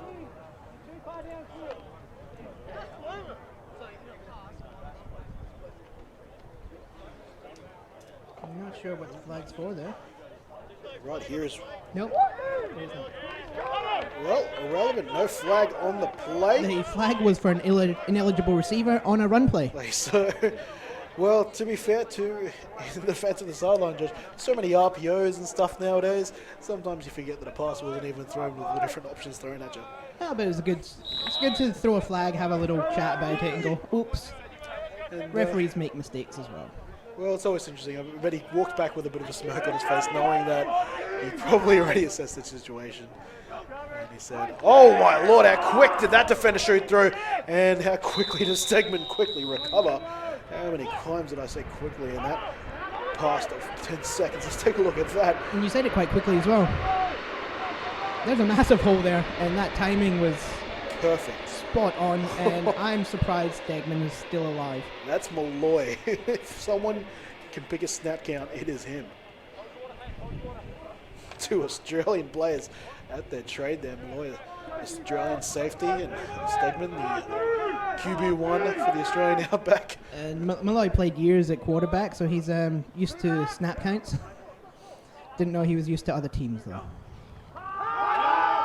Three-step drop from the pistol, open in the end zone. Oh, that would have been interesting and impressive. Had Warren Russell been able to bring that in. Dare I say, he's a bit off his game tonight. Yeah, the Bone Zone is shut down tonight. It's closed for renovations. It would appear that is the case. Some passes that are pretty rudimentary to him. Maybe we've just gotten used to him, but that's something he reels in 9 times out of 10, I guess, tonight. Oh, tonight must be number 10. Yeah, he'll be frustrated with himself. The score's still 16-14. When I said that I could see this being the final score, I didn't want it to be, but Well, there's things that we want and there's things that we think will happen. Gerard Fitzpatrick. 2 in the backfield with Stegman. Stegman will have to run again. It looks like that is the main order of the second half for this Ravens offense. And both quarterbacks serving as primary runners to their respective offenses. yeah, it was a good decision by Stegs. You can see Damo comes flying in the backfield again. So that just means you've got an extra blocker downfield, or you should, but they had a double team. But if he's coming through, you should have an extra blocker in the second level. Twice now, Malloy has blitzed right up that A-gap. See if they try to take advantage of it here. Just 4 yards away from taking the lead here. Keep in mind that they have shown that they're willing and able to kick field goals. Maybe not tonight, but 3 points will give them the lead here. Stegman with a quick motion. He wanted to hand it off, and then it will be taken down hard by Walters. Yes, Crushed and slow to get up, Stegman. interesting by Stegs. It seemed like he wanted something, but it wasn't there, and wasn't sure what his next decision was. Well, that's a play they tried to run in that first half, that fake bubble screen, delayed handoff, and that also got shut down. Last time on 4th down, this time on the goal line.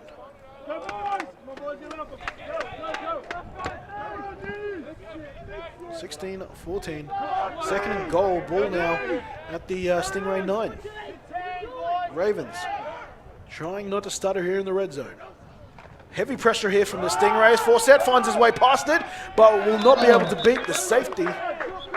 Coming up and making the touchdown. Saving play there was Christian Suarez. Suarez with the intercept earlier to get the offense back on the field with the Stingrays. That time coming up with a touchdown saving tackle. Yeah, I thought first it was in open field and yeah, went down quite easy on that tackle.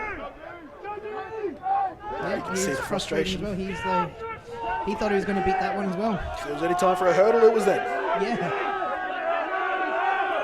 You can see this. You can hear the sideline getting loud now. 3rd down and goal. Quick pass here from Stegman. Looks for the sideline. Warwick Russell with a one-handed attempt. Unsuccessful, incomplete. And this will bring up a 4th down. Now will the Ravens look to try and kick this for the lead or score for a bigger one? Well, they're been unsuccessful in both facets of that game. Passing, running, kicking. It's not all going well for the Ravens, so... Bit of a curl flat concept and missed the back end of that replay there. To try and get it in the looks like they're going to go for it. They will go for it. They are just under 3 yards away from breaking the plane.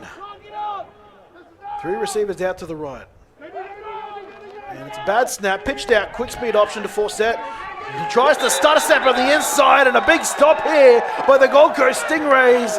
They continue to stay in this game with a 2-point lead. Big stand on the goal line there. Yeah, interesting that the not handing it to Darius. I think Darius has had a little bit more success running the ball in today's game.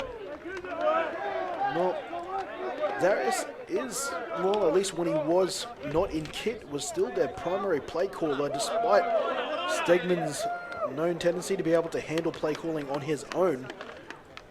I wouldn't be surprised if Darius, knowing that his tenure at running back possibly is supposed to be short-lived and they're still trying to build some beyond his life at running back as the Stingrays take their first. So this could be a safety and that will tie things up, no? Looks like he just got over the claim. Yeah. No. Nope. The signaling, he got over and he was pushed back. Only one signaling safety is the those in purple, but yeah, Holiday Miller, I wouldn't be surprised if he suggested, and I think that's probably a fair call there. Knowing he's probably trying to build for the future there, probably mightn't have wanted to get his number called. Possibly, but that was 2 plays in a row. Nigel got brought down in a one-on-one tackle, and on the goal line, if you're a running back, you really need to, especially when it's DBs. You need to be breaking those tackles.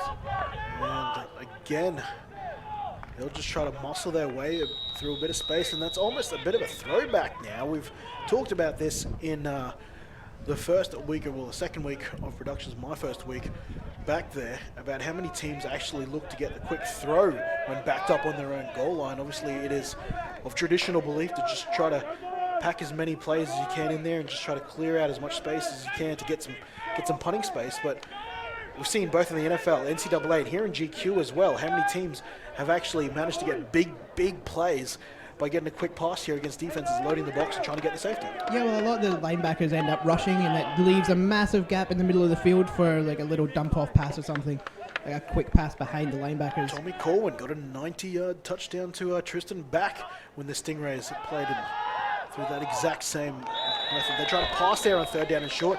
Now watch the Ravens dial up the punt pressure here to 11. Yeah, they didn't get the touchdown. I think this is why they would have went for try to get the conversion rather than kick, because they knew that if they didn't get it, they were going to end up with good field position. Well, they go 2 runs and a pass there. Tony Kilo probably not feeling as confident in his arm as he did week 1 against the Thunder, where he was slinging it with some big plays on top of making plays with his feet. Yeah, Tozok is back to punt here, and he'll have his heels on the goal line, quite literally heels on the back of his own goal line here. The Ravens 1, 2, 3, 4, 5 players, maybe 6 players now looking to try to rush this punt.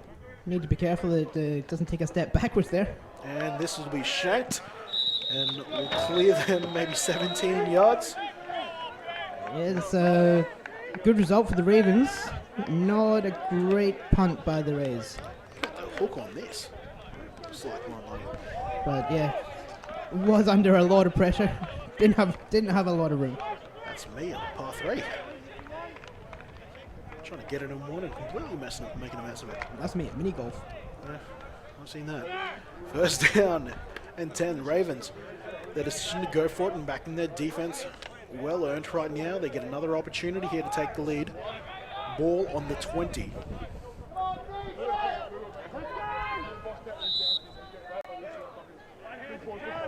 First down and 10. And the Stingrays red zone. Big cup block on the outside. Holiday Miller gets the carry. Gets this about a yard downfield before taking it out of bounds. It'd be interesting to play. Oh, there's a hold. But interesting play calling the Ravens come up with here. They've Oh yeah, I'm right here. the pass plays are there. They just receivers aren't catching them. You're exactly right. 'Cause what do you do? Steggs is doing a good job. He's extending his time in the pocket, making good reads, running when he needs to run. His accuracy is a lot better in the second half than it was in the first half. And nothing downfield. Stegman under pressure, and this pass rush gets to him. Getting to Stegman then. Defensive end, Lewis Carroll. He made a couple of big plays in week 1 against Tommy Corwin, this time at Stegman. He was listed quarterback sacked. Yeah, good coverage all downfield. Steggs has got no one really open. By the time he decides to pull and run, pockets collapsed. Back here on 3rd down now. 3rd and 11. Stegman under pressure again, gets this out, and to Mitchell Bessie, who's hit as soon as he catches it, but brings it in, and I think that might be just enough. No. From the look of the spot, oh, there's going to be inches in it. It looks close. Stingray is confidently shouting 4th down. We still haven't been given a spot or a signal. We've got a battle of downs. Are we going to see a measure? Don't tell me. Come on, get the chains on the field. Do it for old Uncle Kenny.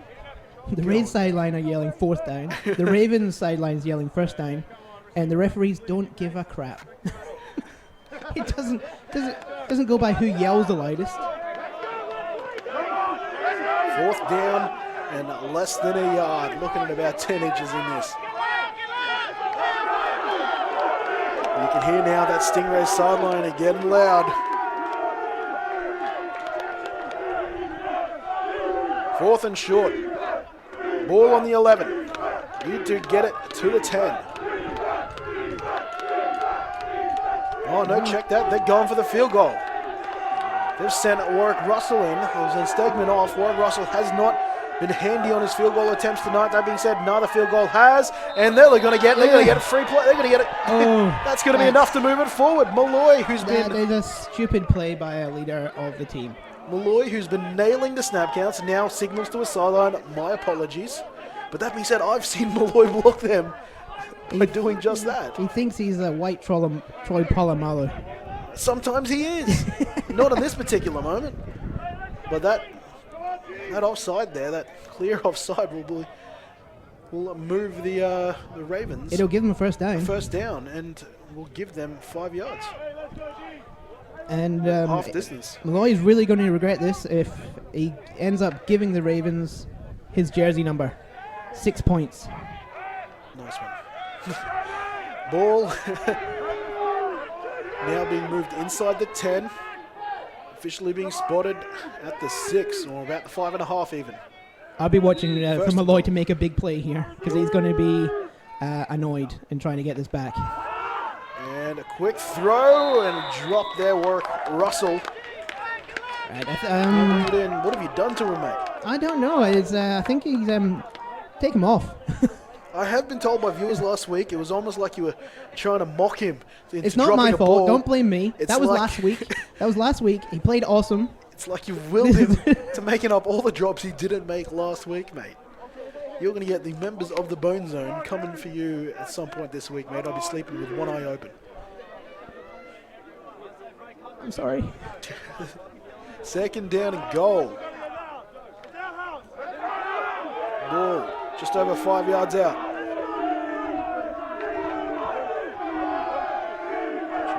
Jerry Agata pointing out blocker assignments. Holiday Miller now in motion to the right-hand side. Quick throw here to Bessie.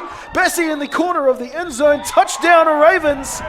And the Ravens have the lead for the first time today. And it comes in the form of one of their playmakers who's been relatively quiet tonight. A key catch there on a fourth down earlier in the drive, and this time sealing it with 6. And yeah, it's like you keep trying it. It's got to come off once. Finally connected on a pass. I'm working on Jordan Appy there. And I'm sure Steggs is just like, thank God for that. Took long enough. The score really does not represent this game now. 20 points becomes 21. And that's Warwick Russell just proven to everyone that he well and truly would have made the last field goal had the penalty not been given. 21 points to 16. And the Ravens offense breaks the drought of the second half, and now the Stingrays, well into the fourth quarter, will be chasing 5 points, a la one touchdown to win this game. And this comes back to what you were talking about before when you said you were talking to Darius. Coming into the fourth quarter, he said their defenders were tired, started not making plays, and Rhinos came back in the game. It's fourth quarter, and it's now on the defense. So we'll see if he goes with his star players or if he does a rotation to try and keep people fresh. Darius, he told me that he generally believes his team is talented enough to win this, provided they just play a mistake-free game. In some ways it has been. I mean, there has been a couple of takeaways. Not as they're currently leading the takeaway count between the two teams, but they've been happy to play the next down if it's not been there, rather than giving away anything silly in the form of turnovers. Just the one intercept, I believe. Yeah, and we're now in the fourth quarter. I'd say Green Bay about halfway through. Seems like it's been going for a while. So, and in this half, Ravens are up 7-0 for the half. Stingrays have not really done much with the ball. They've marched it here and there for a few first downs. Well, their issue has been sustaining the game. And yeah. Also, once they're in the red zone, Tony Kilo is throwing 3 picks tonight, and most of them have been in the face of pressure. And now we've got a new quarterback. Well, they're changing up Malloy.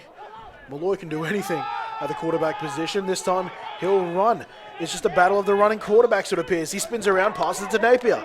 Napier tries to break one tackle, but Malloy just doing Malloy things, spinning, turning, and throwing for a good gain on first down. Tell you what, the offensive line done well to be disciplined and not go downfield when they saw him break off for a good run. Just look at this. Step back, step back, step back, fade away into the arms, the reliable hands of Dylan Napier. And that's good. It's a good 7-yard chunk there on first down on what was almost a broken down play. The man who's led them to back-to-back Sun Bowls from this position resumes control of this offense, and James Taylor gets close to a first down. Yeah, I think that's I'm pretty sure that's a first down. That's enough for a first down. Yep, well and truly by 1.5 yards. First down signaled. Ravens now, they're looking to try and put an end to a drive. And the referee just yelled at the time and I missed it. Heard 49. That's all I heard as well. Thought he was talking about Lance Tongakila. First down and 10. Malloy looking downfield, intercepted! Going to get that Dan O'Day. Now he's going to try and reverse field and take this upfield. Both quarterbacks now for the Stingrays responsible for turnovers. The Ravens now, the confidence starting to build on their sideline. 6 points and then a turnover on the ensuing drive. This, I think coming into this game, I would have put the Ravens at favourites. But if the Ravens end up winning this game, I'd say it's probably an upset. Well, just by the way the game's gone. Based on the start, the Stingrays definitely started stronger. The Ravens have managed to consolidate in the second half. Let's try to get a clean look at this replay as I send nukes to Cuba. Pass just over the top of his intended receiver there, Malloy. This was similar to the women's game where, unfortunately, most listeners mightn't have got our conversation of the second half there, but with a effectively third-string quarterback there, and Briscoe coming in, obviously a very experienced quarterback. But how long has it been since they've trained at that position? And with receivers that she's not used to throwing the ball to. Exactly. And the four-man line will do enough to stop this run in the backfield. This four-man front for the Stingrays has been impressive. Timeout, the Rays taking the first timeout, so that gives an idea. Yeah, it must be coming down to the 2-minute warning.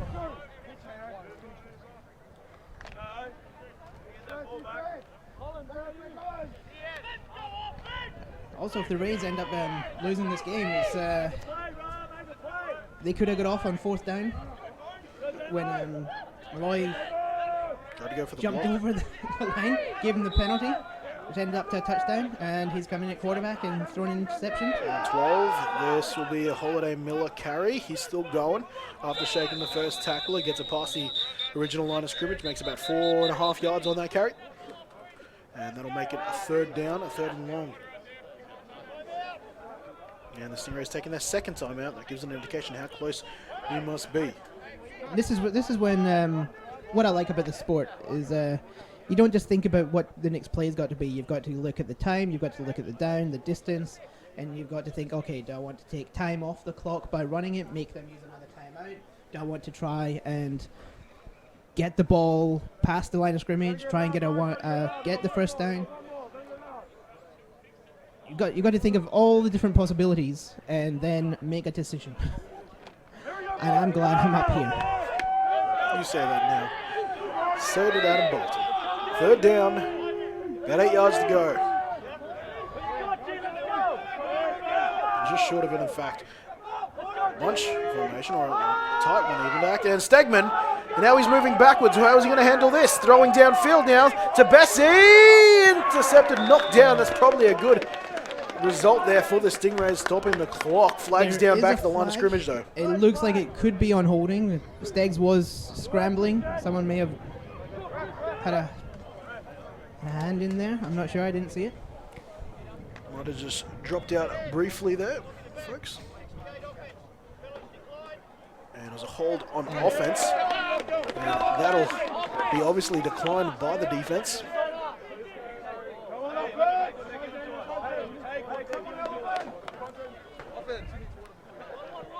The defense done well to step up there.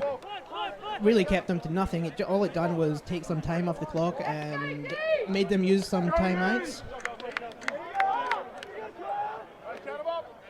Depending on how much time's left, though, those timeouts could be crucial. Dropped out just for a hot second, guys. Don't worry, didn't miss anything. It is 4th down now, though. A long pass attempted to Midget Bessie after a scramble there from Stegman, but we'll be seeing a punt here. Stop. Clock currently stopped. Warwick Russell drops this AFL style onto his boot, and that'll go out of bounds around the Stingrays 25. So 3/4 of the field the Stingrays will have to travel to try and get the game-winning touchdown. A field goal will do them no good. Touchdown, the only currency in exchange for a win right now. And we'll see if, yep.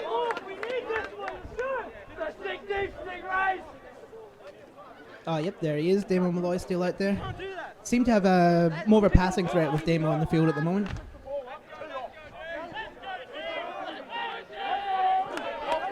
Malloy, definitely more of a polished passer. Did spend a good 3-4 seasons really making the conversion from an athlete at quarterback to a quarterback who is athletic. James Taylor, no, it'll be read option, and Malloy will take this upside. Chris Clark, athlete on athlete right there at the sideline, and they get up respecting each other there. That's a 9-yard carry there from Malloy. I think he might have managed to get out of bounds as well. I don't know if he went out of bounds by choice or was forced out by Chris, but I think that stops the clock. Yeah, I think that's a fair call. It went out of bounds. And it's 2nd and inches. Nope, first down. I First thought- signal, first down. Thought it was interesting that the down marker was further than further than the markers. I was like, First down carry there, exactly 10 yards on the Malloy read option. Receivers either side. Malloy, one-step drop off the shotgun, trying to get the hitch route to the outside to Hataya. Unsuccessful.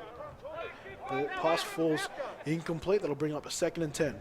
and this is kind of like the like we were saying with the woman, like the routes are there, but we don't know how many snaps Malloy's actually had at quarterback at training.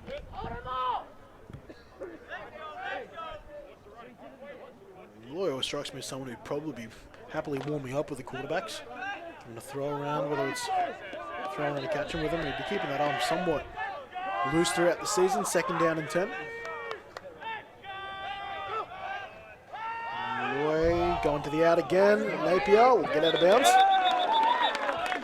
Good hook up there. The first down marker is at the Ravens 43. This is marked out just shy of halfway.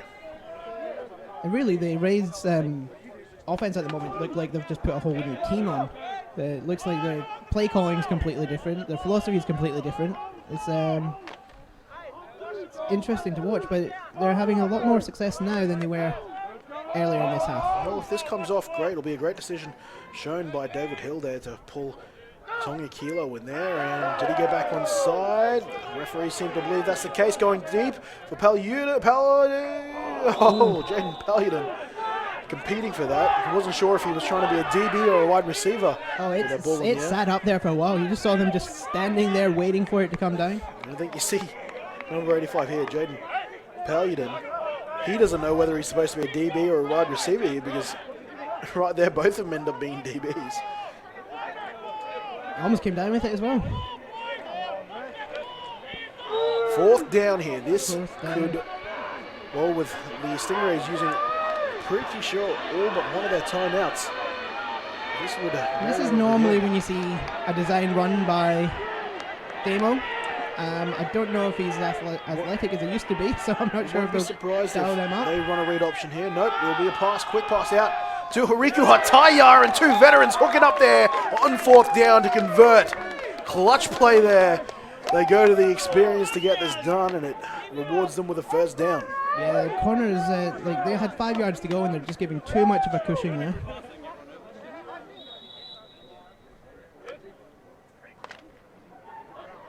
They're about to come back into live action, but just a simple out gets the job done there.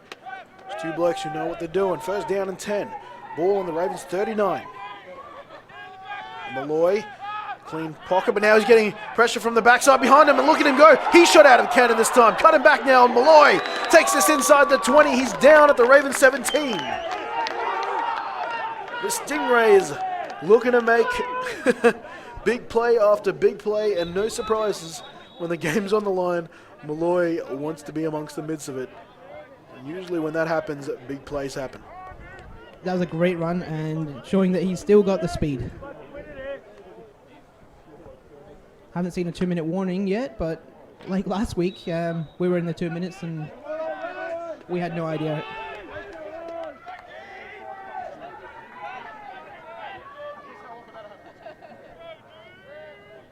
As we go 3 wide receivers out to the left. Malloy. You can see the defense just creeping and creeping, waiting for this play call. Malloy wants slight adjustments to his wide receivers. Tells his center he's ready. Receivers going down. He goes to his one-on-one option, and that's Jaden Paludan on Dan O'Day. The catch is made, but it's inbounds tackled there by O'Day. And it's Ricky Hataya as the isolated receiver out to the right. Yeah, they're just giving too much cushion on this this backside, and they just keep going with little short routes.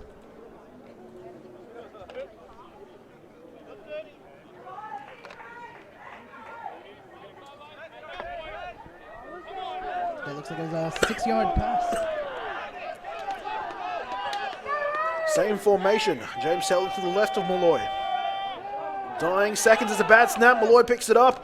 Malloy right up the hay gap of his O-line. Not a whole lot there, but a bunch of purple jerseys though. This kind of slows things down. Now we've got a timeout and a flag. No, a flag far side of the field.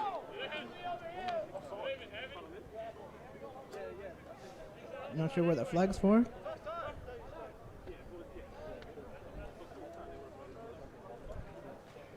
Some sort of bubble screen looking thing towards the wide receiver's direction. Came from the sideline, which usually would be an encroachment or... Oh, yep, encroachment, offsides, whatever that would be called. Offside on the defense, and that's going to be 5 yards. That should be enough to get them a first down. This is it. They need a touchdown. First. Field goal won't do it. And 3 yards out. Horrible time to get the cutoffs. 3 yards out. How many times have the Ravens, how many times have the Stingrays done this to the Ravens? Goal line inside the final minute of the game.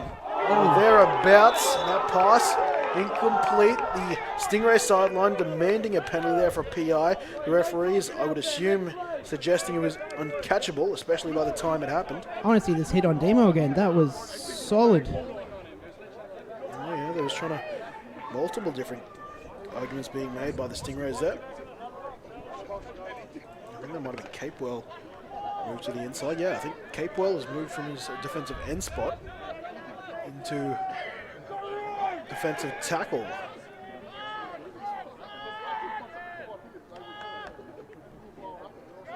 Malloy with 4 wide receivers divided equally, slant over the middle, touchdown Stingrays! No flags! That will give them a 1-point lead on the touchdown alone, and is it any surprises who it is? Mr. Clutch himself, Jaden Paludan.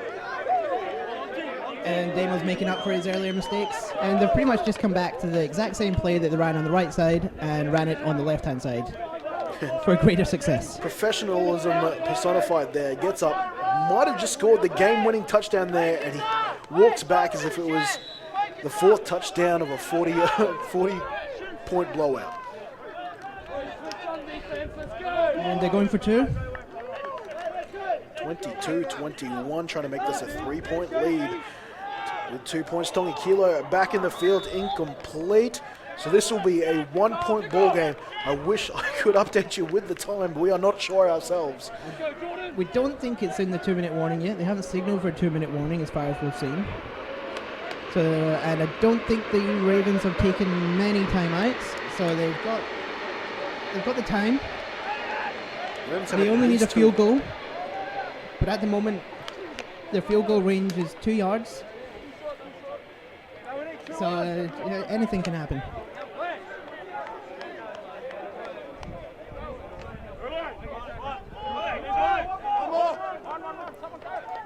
The Ravens are coming back now, and they look quite shell-shocked right now. Hands on hips. Seeing a lot of walking, not a whole lot of urgency, and that's contrasting the Stingray sideline right now, which is just absolutely filled with NO.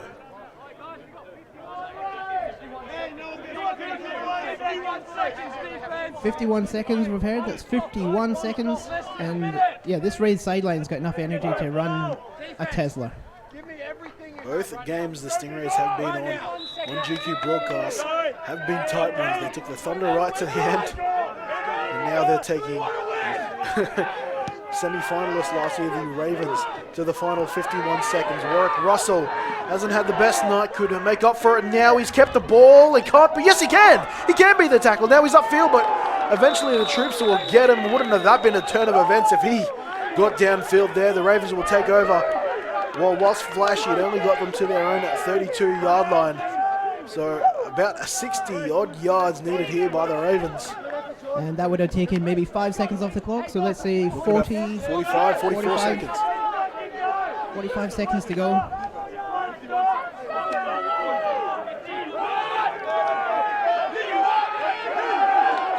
This sideline, you can hear it. The support of Meringue around them.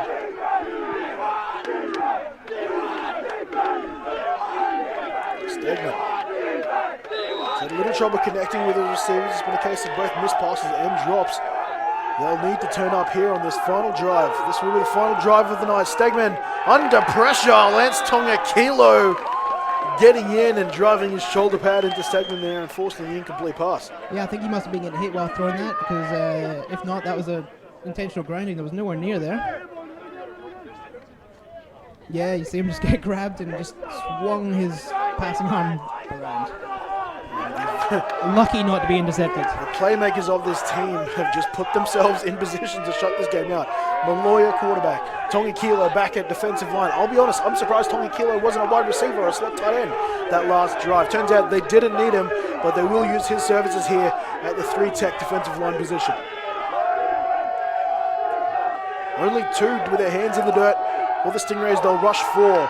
Downfield are a lot of receivers for the Ravens. Stegman beats the first rusher. Now he'll turn on his wheels and will get a first down, and we'll have to take a timeout here. He does as soon as he gets up. I believe I saw a timeout signal, and timeout here by the Ravens. A big run evading pressure there by Jared Stegman, getting it to the Stingrays 42. Now, he pretty much took the only thing he had, and that was the run. Managed to get the first down, which is good, and get the timeout. So I'd say we're in 30 seconds. They've used up a timeout, so maybe two timeouts left.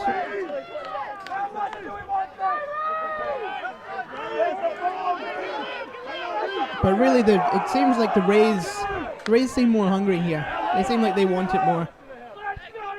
Yeah, we'll soon find out. Ravens. Offensive line will need to give Stegman a bit of time here. They're against 4 down linemen against the Stingrays. Holiday Miller's going deep, as is Bessie. He'll be down inbounds here. They'll either need to spike it. That Stingrays are trying to suggest he dropped that, and so or suggesting they didn't have control until he got out of bounds. But the clock is running. And now they're arguing about clock. Yeah, they're arguing that Bessie used the ground to aid that catch there, and they have got an argument. Bessie didn't exactly look like he was quick to defend himself as well. And now there's an issue about the clock, which Demo is right. This isn't the NFL. The clock should still be running. Because of that, he's also trying to get the chains moving to give the officials every reason. And it doesn't matter because the Ravens will use their last timeout. At least I believe that to be their last timeout. Yep. That sounds good to me. Let's go with that. Proven correct until proven incorrect, I suppose. But it's at least their second. Stegman used one earlier. And Malloy there, just knowing all the tricks of the trade there, had the Ravens not had their timeout. They're trying to get the chain set, so the officials have no reason not to continue that clock running. It'll be interesting to see what sort of offense they dial up. Can the Stingrays hold him out now? The logic would dictate one of these superstar veterans, whether it's Malloy, whether it's Perkins, or even Jamal Sinapati, and new Stingray this year.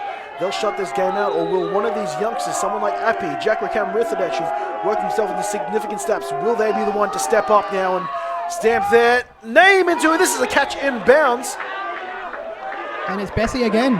And it's another catch, but as you said, it's definitely a catch, and I'm okay with that call, but what have they called for the clock? The Ravens aren't exactly hustling to the line. Yep, he's down in bounds, so the clock should run. It's a catch this time. No doubts about that, but it's an issue with the clock there, and the Stingrays just want this clock. I don't think there's an issue with the clock. I think there's issue with Tim's knees. He's not getting the ball back. 3 by 1. Yeah, the clock resumes as soon as that ball's back in play. Force it now. This is a brave call to go call a run here, and well, they must have had a timeout. They must have had a timeout left. They must have, we said that there was no timeouts left. Stop proving us wrong. To be fair, I said at least second. And that surely is factually their last timeout. Now we've got arguments about if there's still time left on the clock, and no, there it is. The Ravens thought they could run one more play, use their final timeout, but time looks like it has run out on that last Nigel Forsett carry, and the Stingrays have come off the field because it wasn't by any means fourth down or anything like that. Now that's an interesting play call. If they knew that there was not that much time left on the clock. Hang on, debates are going. I just got to hold off my final call here until we get a ball head above there, but the Stingrays sideline seems to be telling the story right now. Why would you run the ball if you've got you've got a timeout left and there's that little time left on the clock? I don't understand that. I don't think there's a debate. I think the referee's telling them how it is. There can't be a debate. The Stingray sideline just gets louder and louder, and I'm seeing more and more disappointed faces in purple. I'm just waiting for the official signal before I wrap this bad boy up. Well, to me, there's no debate. This is what it is, and it's just the referee explaining to them why they're wrong.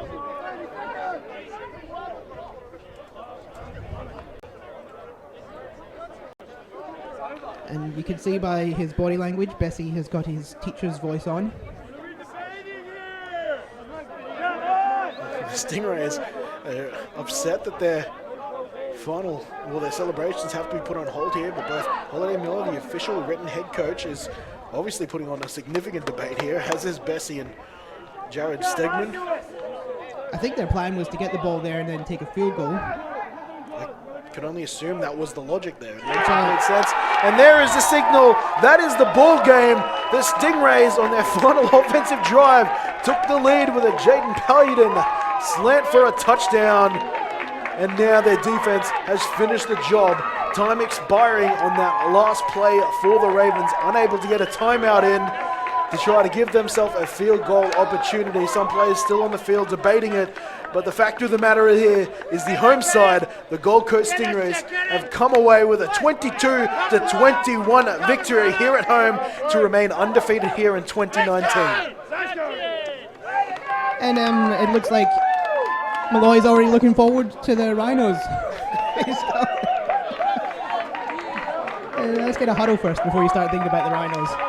21-22. The Stingrays have done enough. Hasn't this been a seesawing affair? The Stingrays came out firing.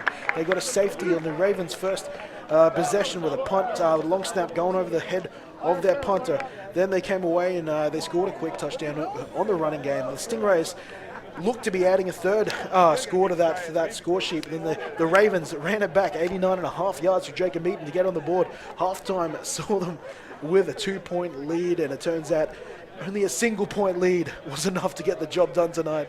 But winners they are. Yeah, 1 point victory, and that really shows them how important that safety was. And it was handed to them with a bad snap, which I'm pretty sure happened. The Stingrays beat the Bears in 2012. Sure. The exact same thing happened. Well, each point matters here in Gridiron at Queensland, and you can see why significant plays there by the defense, and the Stingrays are choosing to play their stars when they needed to. Malloy moving into quarterback late in the fourth quarter with Tonga struggling to get that offense going. Gardner, workhorse absolute for the first 3 quarters at least for the Stingrays offense, and then Tonga instead playing defensive lineman when they needed him, getting some pressure on Jared Stegman. The Ravens just literally running out of time here again with the Stingrays giving themselves the victory, their defense holding out just long enough. Full time here, 22-21. Gerard, thank you for joining for these last 2 games. Not a problem. It's been 2 very exciting games that both came down to the wire. Very much so. And again, apologies for our second half audio issues in the earlier game there. We thank you for sticking it out with us, both that game and this game. And from wherever you're watching, we appreciate your company this evening. Look forward to you as LSB once again jumps back on the streaming services for Gridiron Queensland next week. I will be behind that call as well. But in the meantime, enjoy your Gridiron, enjoy your week, and thank you for joining us.